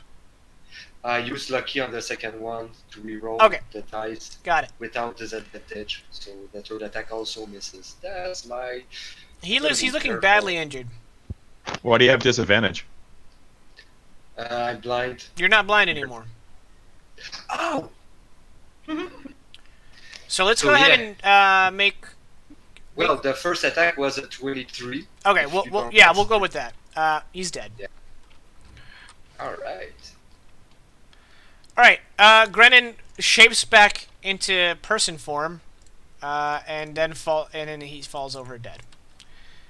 And yeah. Alright, dead well, we because- didn't actually end early. I'm sorry for those of you who are looking forward to it, but we Which ended... should be none of you. Which should be no one. No one. We other than ended myself. exactly on time. We are going to go ahead and call our session there. We are going on hiatus, unfortunately. It's a pretty bad time in the campaign to go on hiatus, but it's the holidays. It's unavoidable. So Talk about you. Um, Perfect time for me to go on hiatus. great, thank you. So we will be back on the 6th, and we will resume and probably finish the Battle of Burning Rock. So we'll be back on the 6th. Thank you guys so much for joining us. I hope you guys have a great holiday. Whatever holiday you practice, at least you get to enjoy your days off from work. Unless you're working retail, then you can enjoy that holiday pay. Yay! And we will be back on the 6th, and we look forward to all of you joining us. And if anyone is new to the stream and would like to catch up, I have the entire VOD backlogged on YouTube. You can check the YouTube down below. There is a link, and you guys can catch up if you so please. Either way, we're back on the 6th. Ta-ta. See ya. Bye.